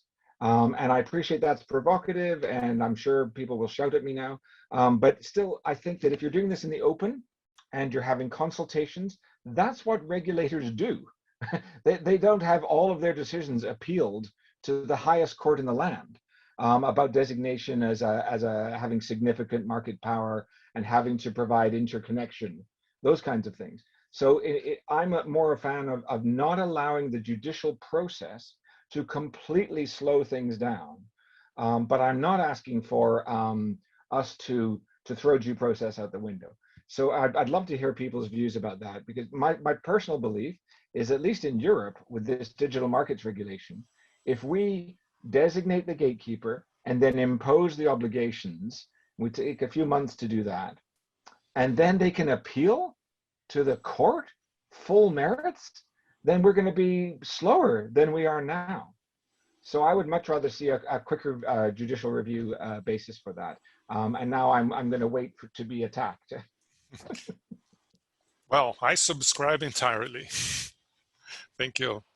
Professor Vinicius has his hand up, but Yep. I have a problem with putting my hand up, so I follow after him if it's possible. Okay, so please, Professor Vinicius Klein, and then Professor Amanda. Thank you. Amanda, if I speak first, no problem, sorry. Well, thank you very much for the opportunity to speak, and this opportunity to talk with all of you, great professors. And I think the competition is a match process in matches. It's process of love also to match your partner. And concerning this thing about the regulation of the DMA and these things about digital markets, one of the questions I'm thinking is about the institutional design of the approach. Because as Professor Philip was saying, in regulation, you have like a sandbox, so you can do this and change more quickly. And if you have like a process, a design that brings the judiciary, then you have these things about appealing and things that are hard to change. Like CAD recently had a move that changed one of the cases. CAD said it's okay, then said it's not okay more. It's a merger, it was not in the digital markets. But CAD has this faculty of this choice of changing the decisions after there is something wrong in the informations. And I would like to ask Professor Philip, how do you think about this approach? If you could like change something about the design of competition law, maybe regulation is better suited for digital markets, because as you said, this way of doing things as a regulator works best, at least partially. And how do you think about changing decisions by institutional authorities? Yeah, I mean, one of the issues I have with the courts, despite the fact that I lose more cases than I win, it seems, when I was an enforcer, is just the speed and the use of various procedural and other arguments to delay proceedings. And so what I've noticed institutionally, and I hope this will answer some of your question, is of course the courts are there for substantive issues, and of course I respect that. But I do think that some authorities are experimenting with their own internal decision-making models, trying to add due process and checks and balances within the authority so they can have a longer, if you will, investigatory period, and then a lesser chance of being delayed through judicial review. And I welcome that. I was responsible for some of those changes at the CMA. Didn't always work, but I think authorities should be experimenting with these different sort of techniques.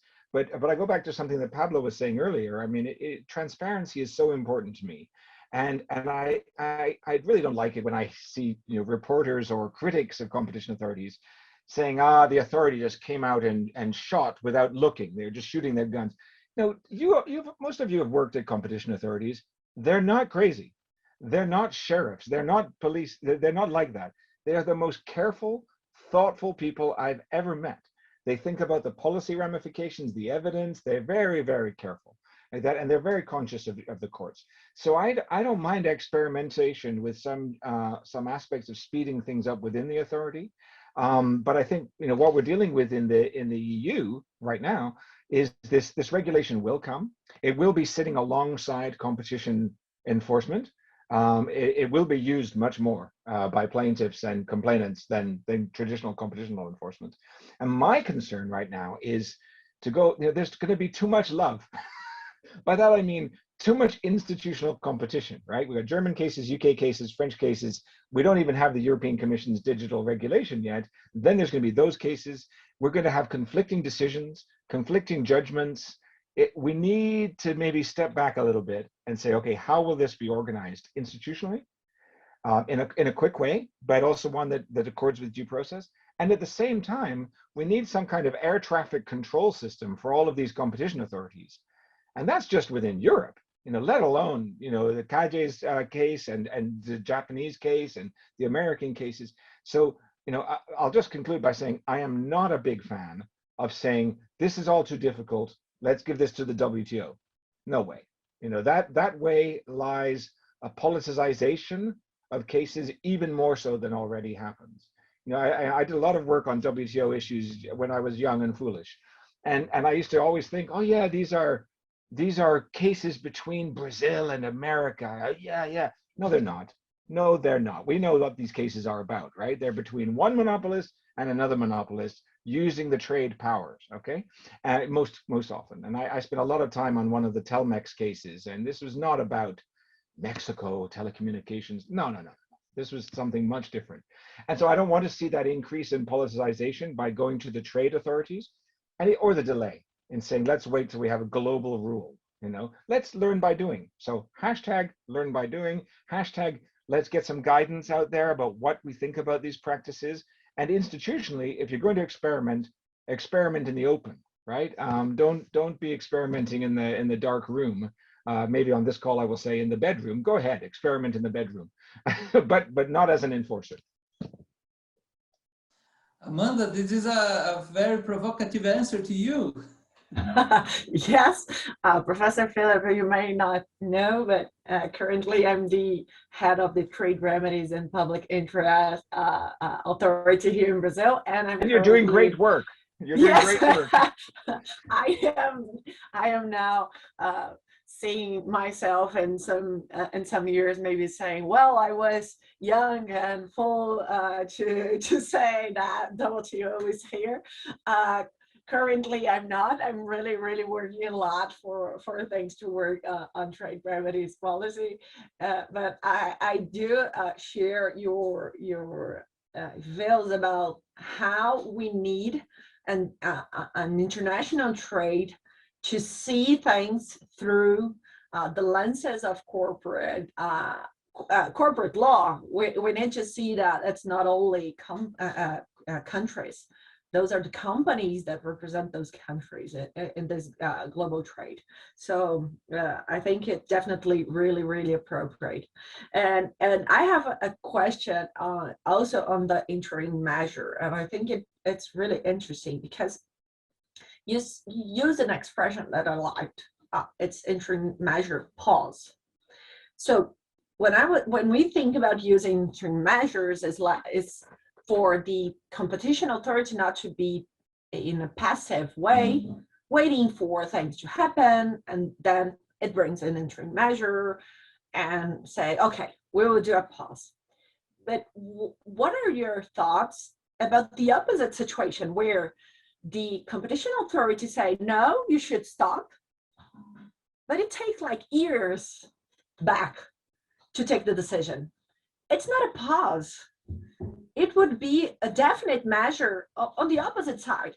I was thinking about interim measures, for example, in trade remedies, for us to take the example. So we have anti-dumping duties to pay.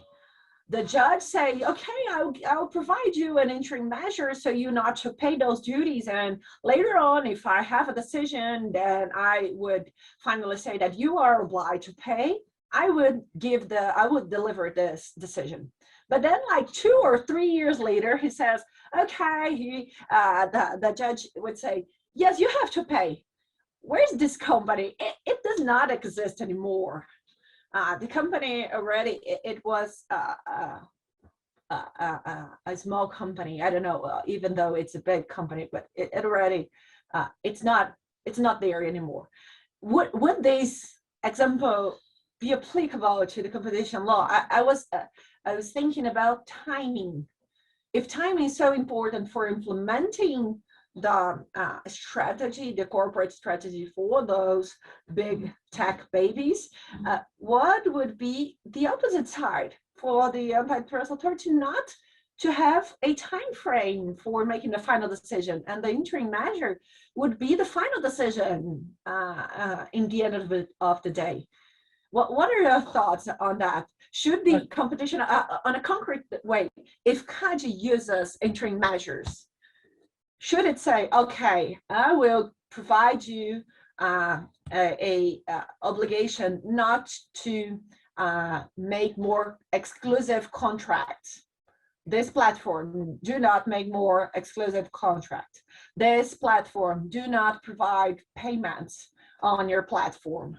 But for how long should it be in the reasoning or in the decisioning of the interim measure? Excellent question. Well, I'll just respond briefly, since your question is about time. I'm not a big fan of the actual time limit, because I think that can be gamed, and we all are familiar with that. You know, if you have some sort of deadline, it'll be gamed by the parties.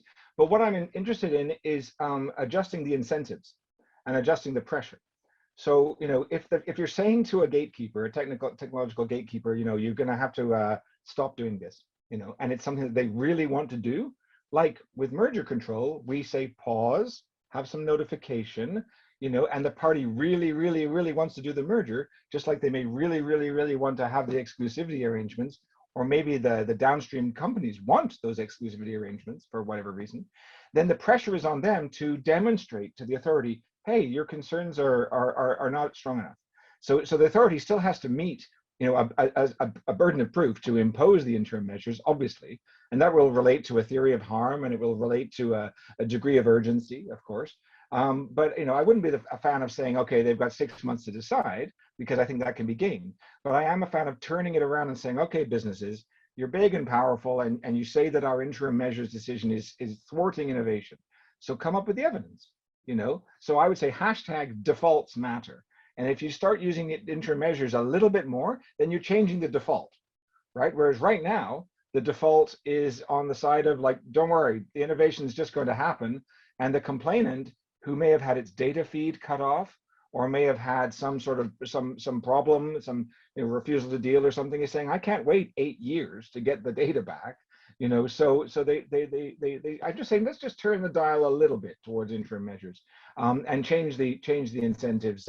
And the final small point is, a lot of this is dependent on us wonderful competition lovers, competition lawyers, competition economists, competition academics, being supplemented with technical experts who know what the hell they're doing, and who are experts in digital science and data science, and who are able to assess these things. Some of these experts, you know, will be within the gatekeeper, obviously. Some of the experts will be in the information commissioner's office, or digital office, or in the central bank. I don't know. But we do have an obligation, if we're going to start mucking around with technical markets, to know a little bit about the technology. And so I am a bit of a fan of saying, we'll bring more data scientists in so we can try to answer these questions as quickly as possible. Thank you, Professor Philip. We have a question from Eduardo Gaban, but before to pass you the word, Eduardo, I just sent in the chat my email and the email of Professor Juliana to Karina, and for those who want information about books, about course regarding competition law, please, Karina and the others, feel free to write to us. That will be a pleasure to inform you. Professor Gaban, please, your question or comment. Right. Thank you. It is to Philip. Just making a kind of counterpoint, Philip. I know that it's tough to deal with judges. That's true. It's always tough. However, I mean, in my very short life experience in law, I learned as well that James Buchanan was right. You know, public choice is true. It happens every day. And judicial review is a not wished necessary remedy. So I would never choose not having a review, period. At least in my reality, in our reality in Latin America, if I may, not only in Brazil, right? So assuming, taking those assumptions, what about, have you thought about an specialized court, or including this specialized, very tiny or little 1 or 2 or even 3 judges, specialized judges inside the institutional design of an agency or antitrust? I know that in the US we have a sort of it when we talk about FTC. You know, they have a kind of a specialized judge that is there to deal with like due process dilemmas instantaneously, maybe, in a quasi-instantaneous basis. So what would be your thoughts on that? Thank you very much. Thank you very much for the great question, and I was so thrilled that you were a surprise to today for your wife and others. You know, that was a really fun, lovely thing to have happen. Great question. Just one point of clarification. You know, I completely agree with you. Judicial review is essential, and we will never remove it. I'm never suggesting that. Of course, as you know, I was suggesting that there's certain aspects of the digital regulation that I think do not need to be subject to full merits appeal, a rehearing of the case, but instead could be judicial review on the basis of the reasonableness of the authority. But to get to your question, if you're going to allow that kind of adjustment of the standard, then yes, I would very much welcome a specialist court. We have one in the UK, the Competition Appeal Tribunal, the CAT. They're a fantastic court, very specialist. They are not probably as well resourced as they need to be, so I would be, you know, a big fan of them getting more resources, because the cases are going to come at them faster now because of decisions that the UK government is making. And in that regard, to answer your question about institutional design, you know, within the CMA in the UK, we do have a range of new layers. You know, we have case decision groups, which are a party of 3 people, experts in competition law, not employees of the authority, but who are appointed by a minister, who are decision makers within the authority. I know many other authorities do this kind of thing as well. And we also have independent panelists appointed by the minister, who will decide on mergers, market investigations. I was one of these as well. And so those extra steps that the case team has to go through, you know, I don't know if the statistics show that we are appealed less because of that, but I think it does create a much better, much more robust decision. I know our telecommunications regulator has not gone that route. They still do executive decision making, and I think they do that because they know that everything they do is going to be appealed. So why bother with the extra due process? But in terms of competition, in terms of financial services, the FCA, the Bank of England, we've all created these extra layers of decision makers within the authority, not staff. So I sit on the energy regulators, competition decisions, FCA, Bank of England. And we are, you know, a cadre of people who are not employees, but we are there to stress test the decision and then make our final judgment, and then that then goes off to court. So I do think that is something that has to be considered. And in the paper I put in the chat, my colleague Rupert Podson and I, we were writing this thing about the European Commission's digital regulation and saying, stop arguing in the Parliament about whether we can define specifically and precisely what self-preferencing is that we are concerned about, or self-preferencing is that we're not concerned about. We're never going to find that. It's going to happen on a case-by-case basis. So let's do less work on the adjectives that go in front of the practices we care about, unfair this or unfair that, unduly this. You know, none of this will really give us any guidance. Lawyers can define that, and we wait for the judges to tell us what those mean. But instead, let's spend more emphasis, more resources on getting the institutional structure correct. And I mentioned already before about this air traffic control idea of case allocation amongst the various countries, but also within DG Comp or DG Connect or within CAGE or others, you know, this idea that if you're going to have some ex-ante regulation, then you'll need a new decision-making model. You can't just let everything go to court. That's not the way to speed up enforcement. So imposing some kind of structure, and I called it a platform complaints panel, where a complainant comes and says, we think there's been a violation of the digital regulation, and the panel then decides that, and it decides it under some time limitation. But if you look at the digital regulation in Europe, these are not effects-based offenses that they're talking about. These are object per se offenses, and none of them are allowing an efficiency defense. Now that's a political decision that the Parliament might disagree with, but if we're going to move towards a world where there's no efficiency defense, we can argue about that, but you do allow a certain narrow area of defenses, then I'm more comfortable with those kinds of defenses. Maybe they're defense of compulsion by the state, or defense of, we cut off this party data feed because of privacy issues we had, whatever. Those could probably be decided on the papers. And some people will say, no, they could not. But I think some of those decisions could be decided on the papers. And in that case, you can have a faster institutional decision-making model. And then hopefully you can then have that appealed under judicial review standards of reasonableness. So I'm hoping for that. So I'm a big proponent of due process, but I appreciate it's a balance. I'm just not a proponent of this digital regulation that's happening around the world, just involving a wealth transfer from tech giants to law firms. I'd rather see tech giant behavior given a bit of a wash, a bit of a clean. The lawyers are going to make tons of money off this anyway. So we don't need to extend that opportunity. Thank you, Professor.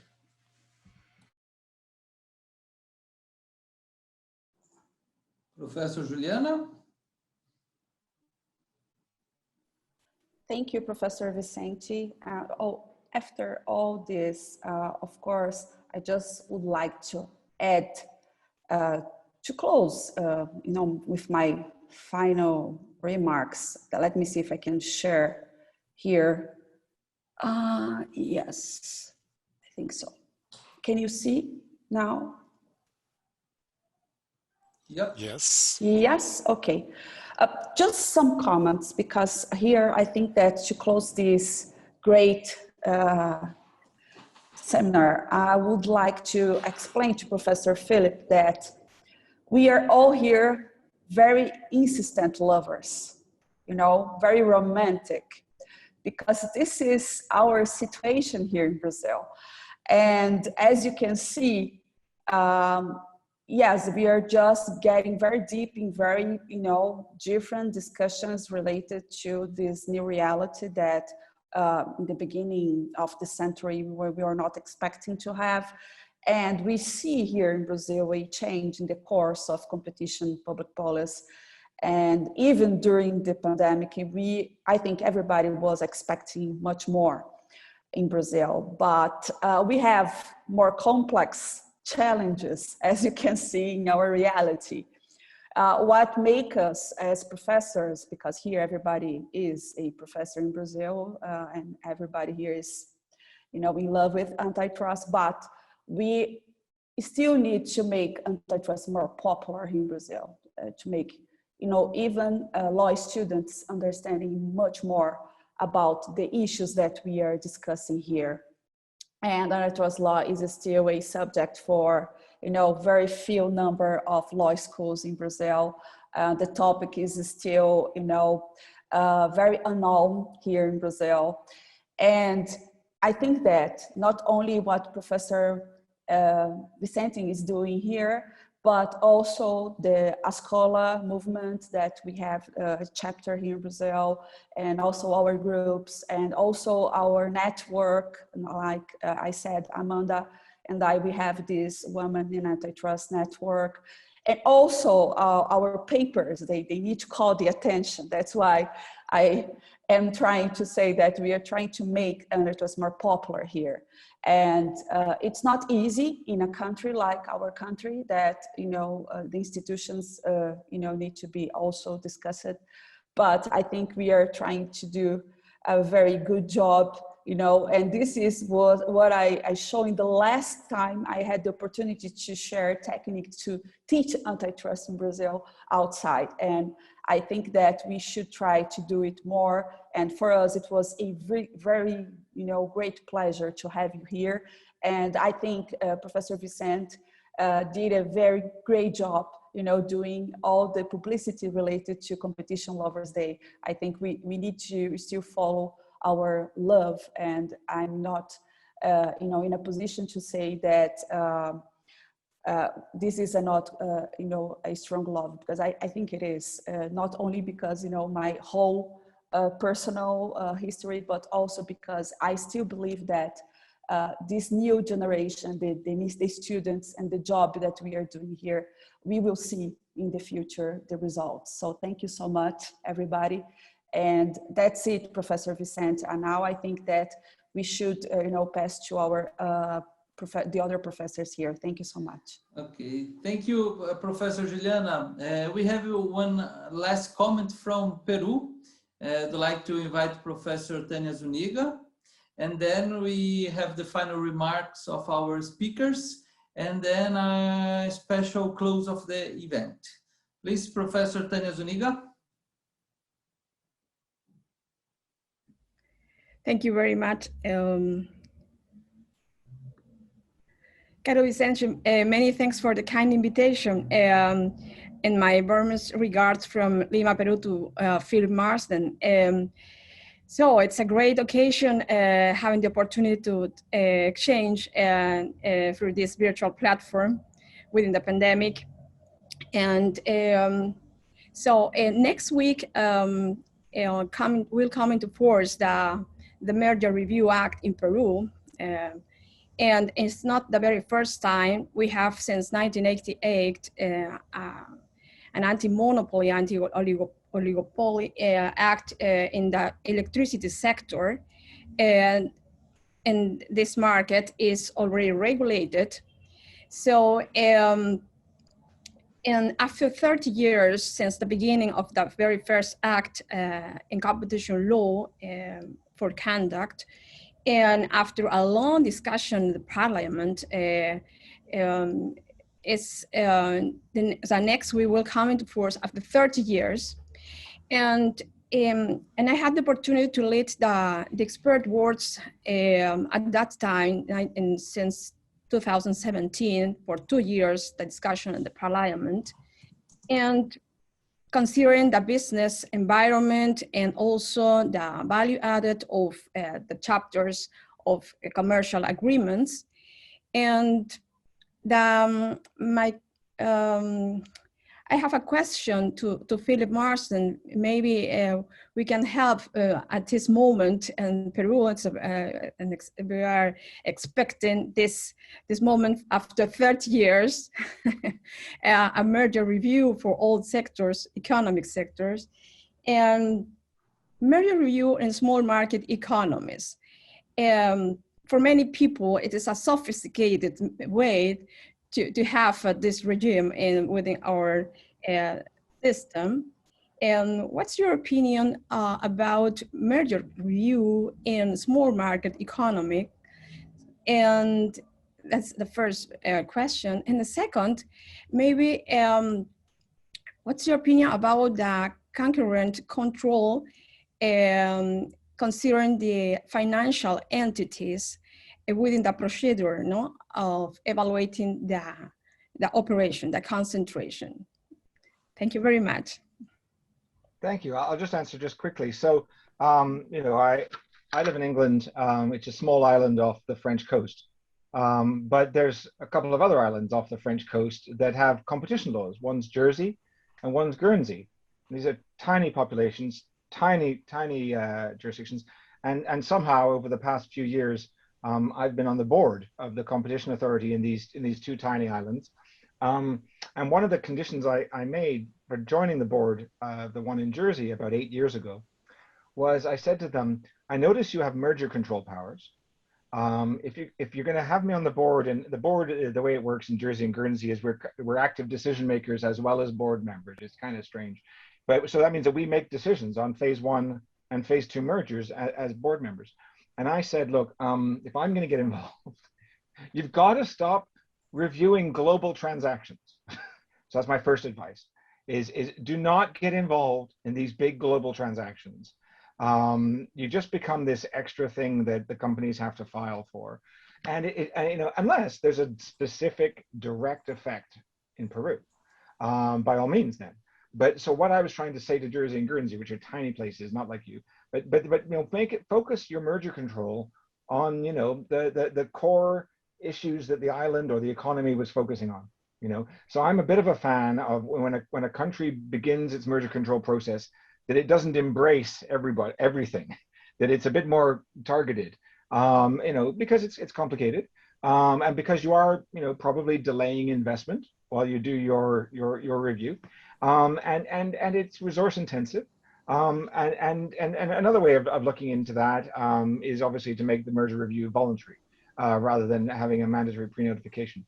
But those are just things about being careful what you wish for. I think merger control is absolutely crucial. I think that some merger authorities have let through too many transactions, specifically killer acquisition types. That's why we're in a bit of the mess we're in with digital markets right now. So that's the only thing I would say is it's always a long haul to get merger control eventually, and I think it should be a bit of a long journey to get it.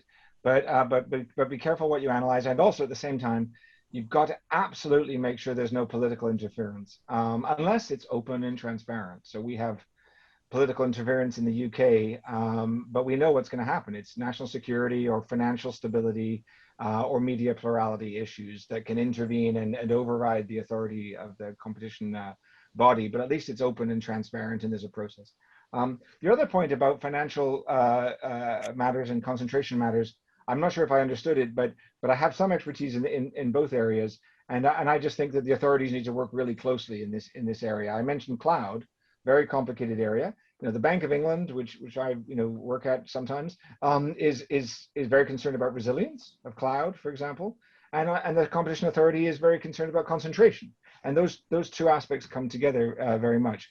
But I do think that the central bank or the financial conduct authorities in your jurisdictions have a wealth of data and a wealth of ability to provide expertise to the Competition Authority and vice versa. So I've always been a fan of those kinds of authorities having cooperation arrangements, or to the extent that it's appropriate.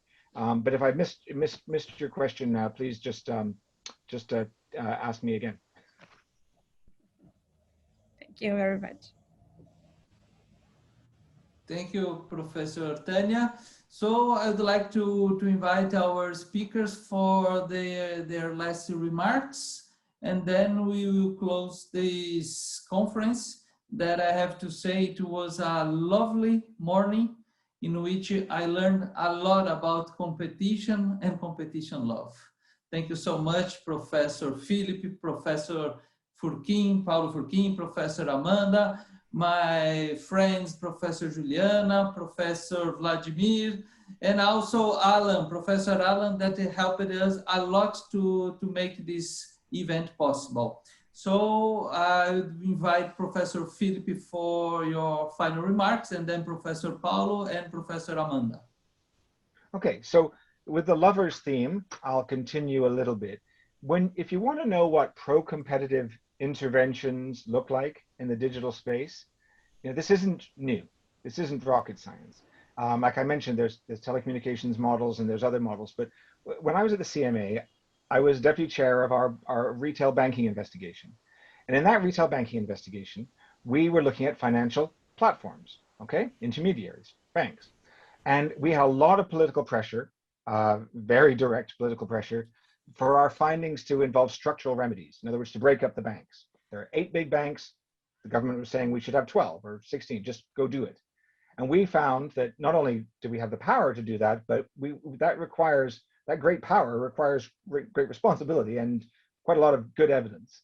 And we felt that a better remedy was, as I mentioned, open banking, where we mandate the creation of open portability standards and data portability to empower consumers who were largely inert or lazy or rationally lazy to make better offers. But the main reason we had that is that we didn't feel that the companies the banks in particular, the platforms in particular, were working hard enough for their consumers. They all had very, very similar offers. Okay. Now, when we imposed our remedies, a lot of people said, you're a damp squib, which means like a firework that doesn't explode. Competition Authority, you're weak. You should have broken them up. I don't think that would have introduced competition. I think that would have just introduced a more diverse range of lazy oligopolists. So it wouldn't have helped consumers. But we were tested, and a lot of people said to us, what was your metric for success? Is it switching? And I think that becomes relevant now in terms of digital platforms. People often say you should break up Facebook or break up Amazon. I'm not so sure we should. But the metric is not necessarily to say you shouldn't be using Facebook, you should use somebody else instead. Or you shouldn't be using Google, you should be using somebody else instead. It's more to do with interoperability. So when we were asked about switching, you know, we've and I'll, you know, this is Competition Lovers Day, so I'll make this point. You know, more people in Britain switch their spouses than they switch their banks. Okay, so switching is not the metric.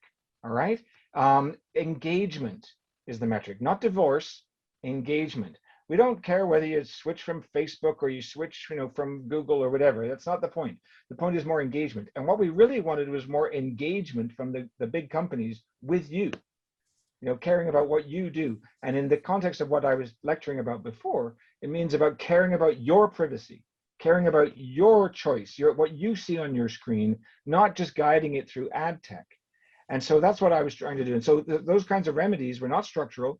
They were open API and data portability. I know that Brazil is working on open banking as well. And I just think that that's an example of where I think digital regulation is going to go. It's not going to be structural remedies. It's going to be more to do with allowing consumers more power to switch if they want. They probably don't want to, but at least to, you know, move the data around and allow companies to compete for them and to give them more choice. So you know, I say more engagement, more love, no divorce, and I think that's the way forward in this area. Okay, so my turn. Still in this theme of love, there is this famous saying that love has to be cultivated, no? And I think that's what we did today.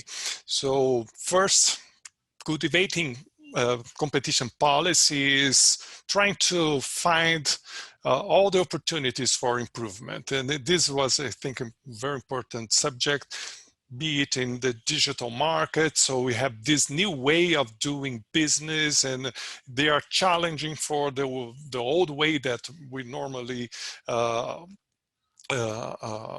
had the market analysis, and now we have this challenge to improve the way that we face this type of market, but also the opportunities to improve the institutional design. I think this were, I think, the most important areas that we discussed today. And also love has to be cultivated not only in terms of improving competition policy, but the relationship that we have among the participants of this community. So I thank a lot Vicente, Juliana for the invitation, and it was a pleasure to share the session with all of you and meet you in this lovely event today. Thank you. Thank you as well for the invitation. I think we share our love about competition and our specific passions inside this love. We might have our own preferences. So definitely digital economics and competition in the digital area is one of the hot topics in the moment. But I would also, since we have students, say that we have some other loves inside competition, and not only digital era. I would say that because researchers recently, the students, all they want to study digital era, and their questions in sometimes are the same. Generally, are the competition rules enough to tackle the obstacles of the digital era? So I would only say that there are more in the world than digital era. I have my own passions, immunity, leniency agreements, cease and desist agreements. I have my passions about interconnections of international trade with competition law, corporate law with competition law. I have a recent passion, which is non-monetary fines. What are the alternative remedies about non-pecuniary ways to penalize the companies and individuals for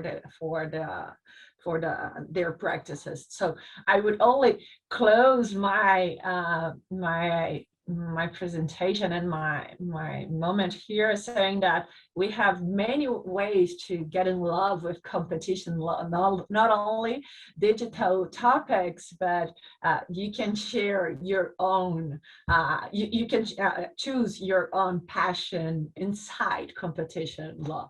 Thank you for the invitation. It was really, really a fun and interesting morning. Thank you, Amanda. We just received a message in this chat from Giovanni Zaffarani. He's our LLM student in Mackenzie, and he compared the baby tax example given by Professor Philip, and he considered that we could do a second event in October.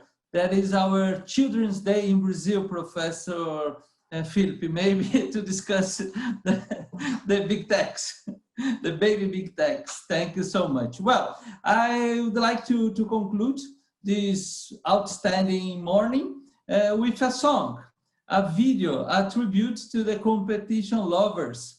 So I hope you join this video. It will take just 3 minutes and then we finish. It will be the close of our morning. Thank you so much to our audience and especially for our speakers, Professor Philip, Amanda, and Paulo.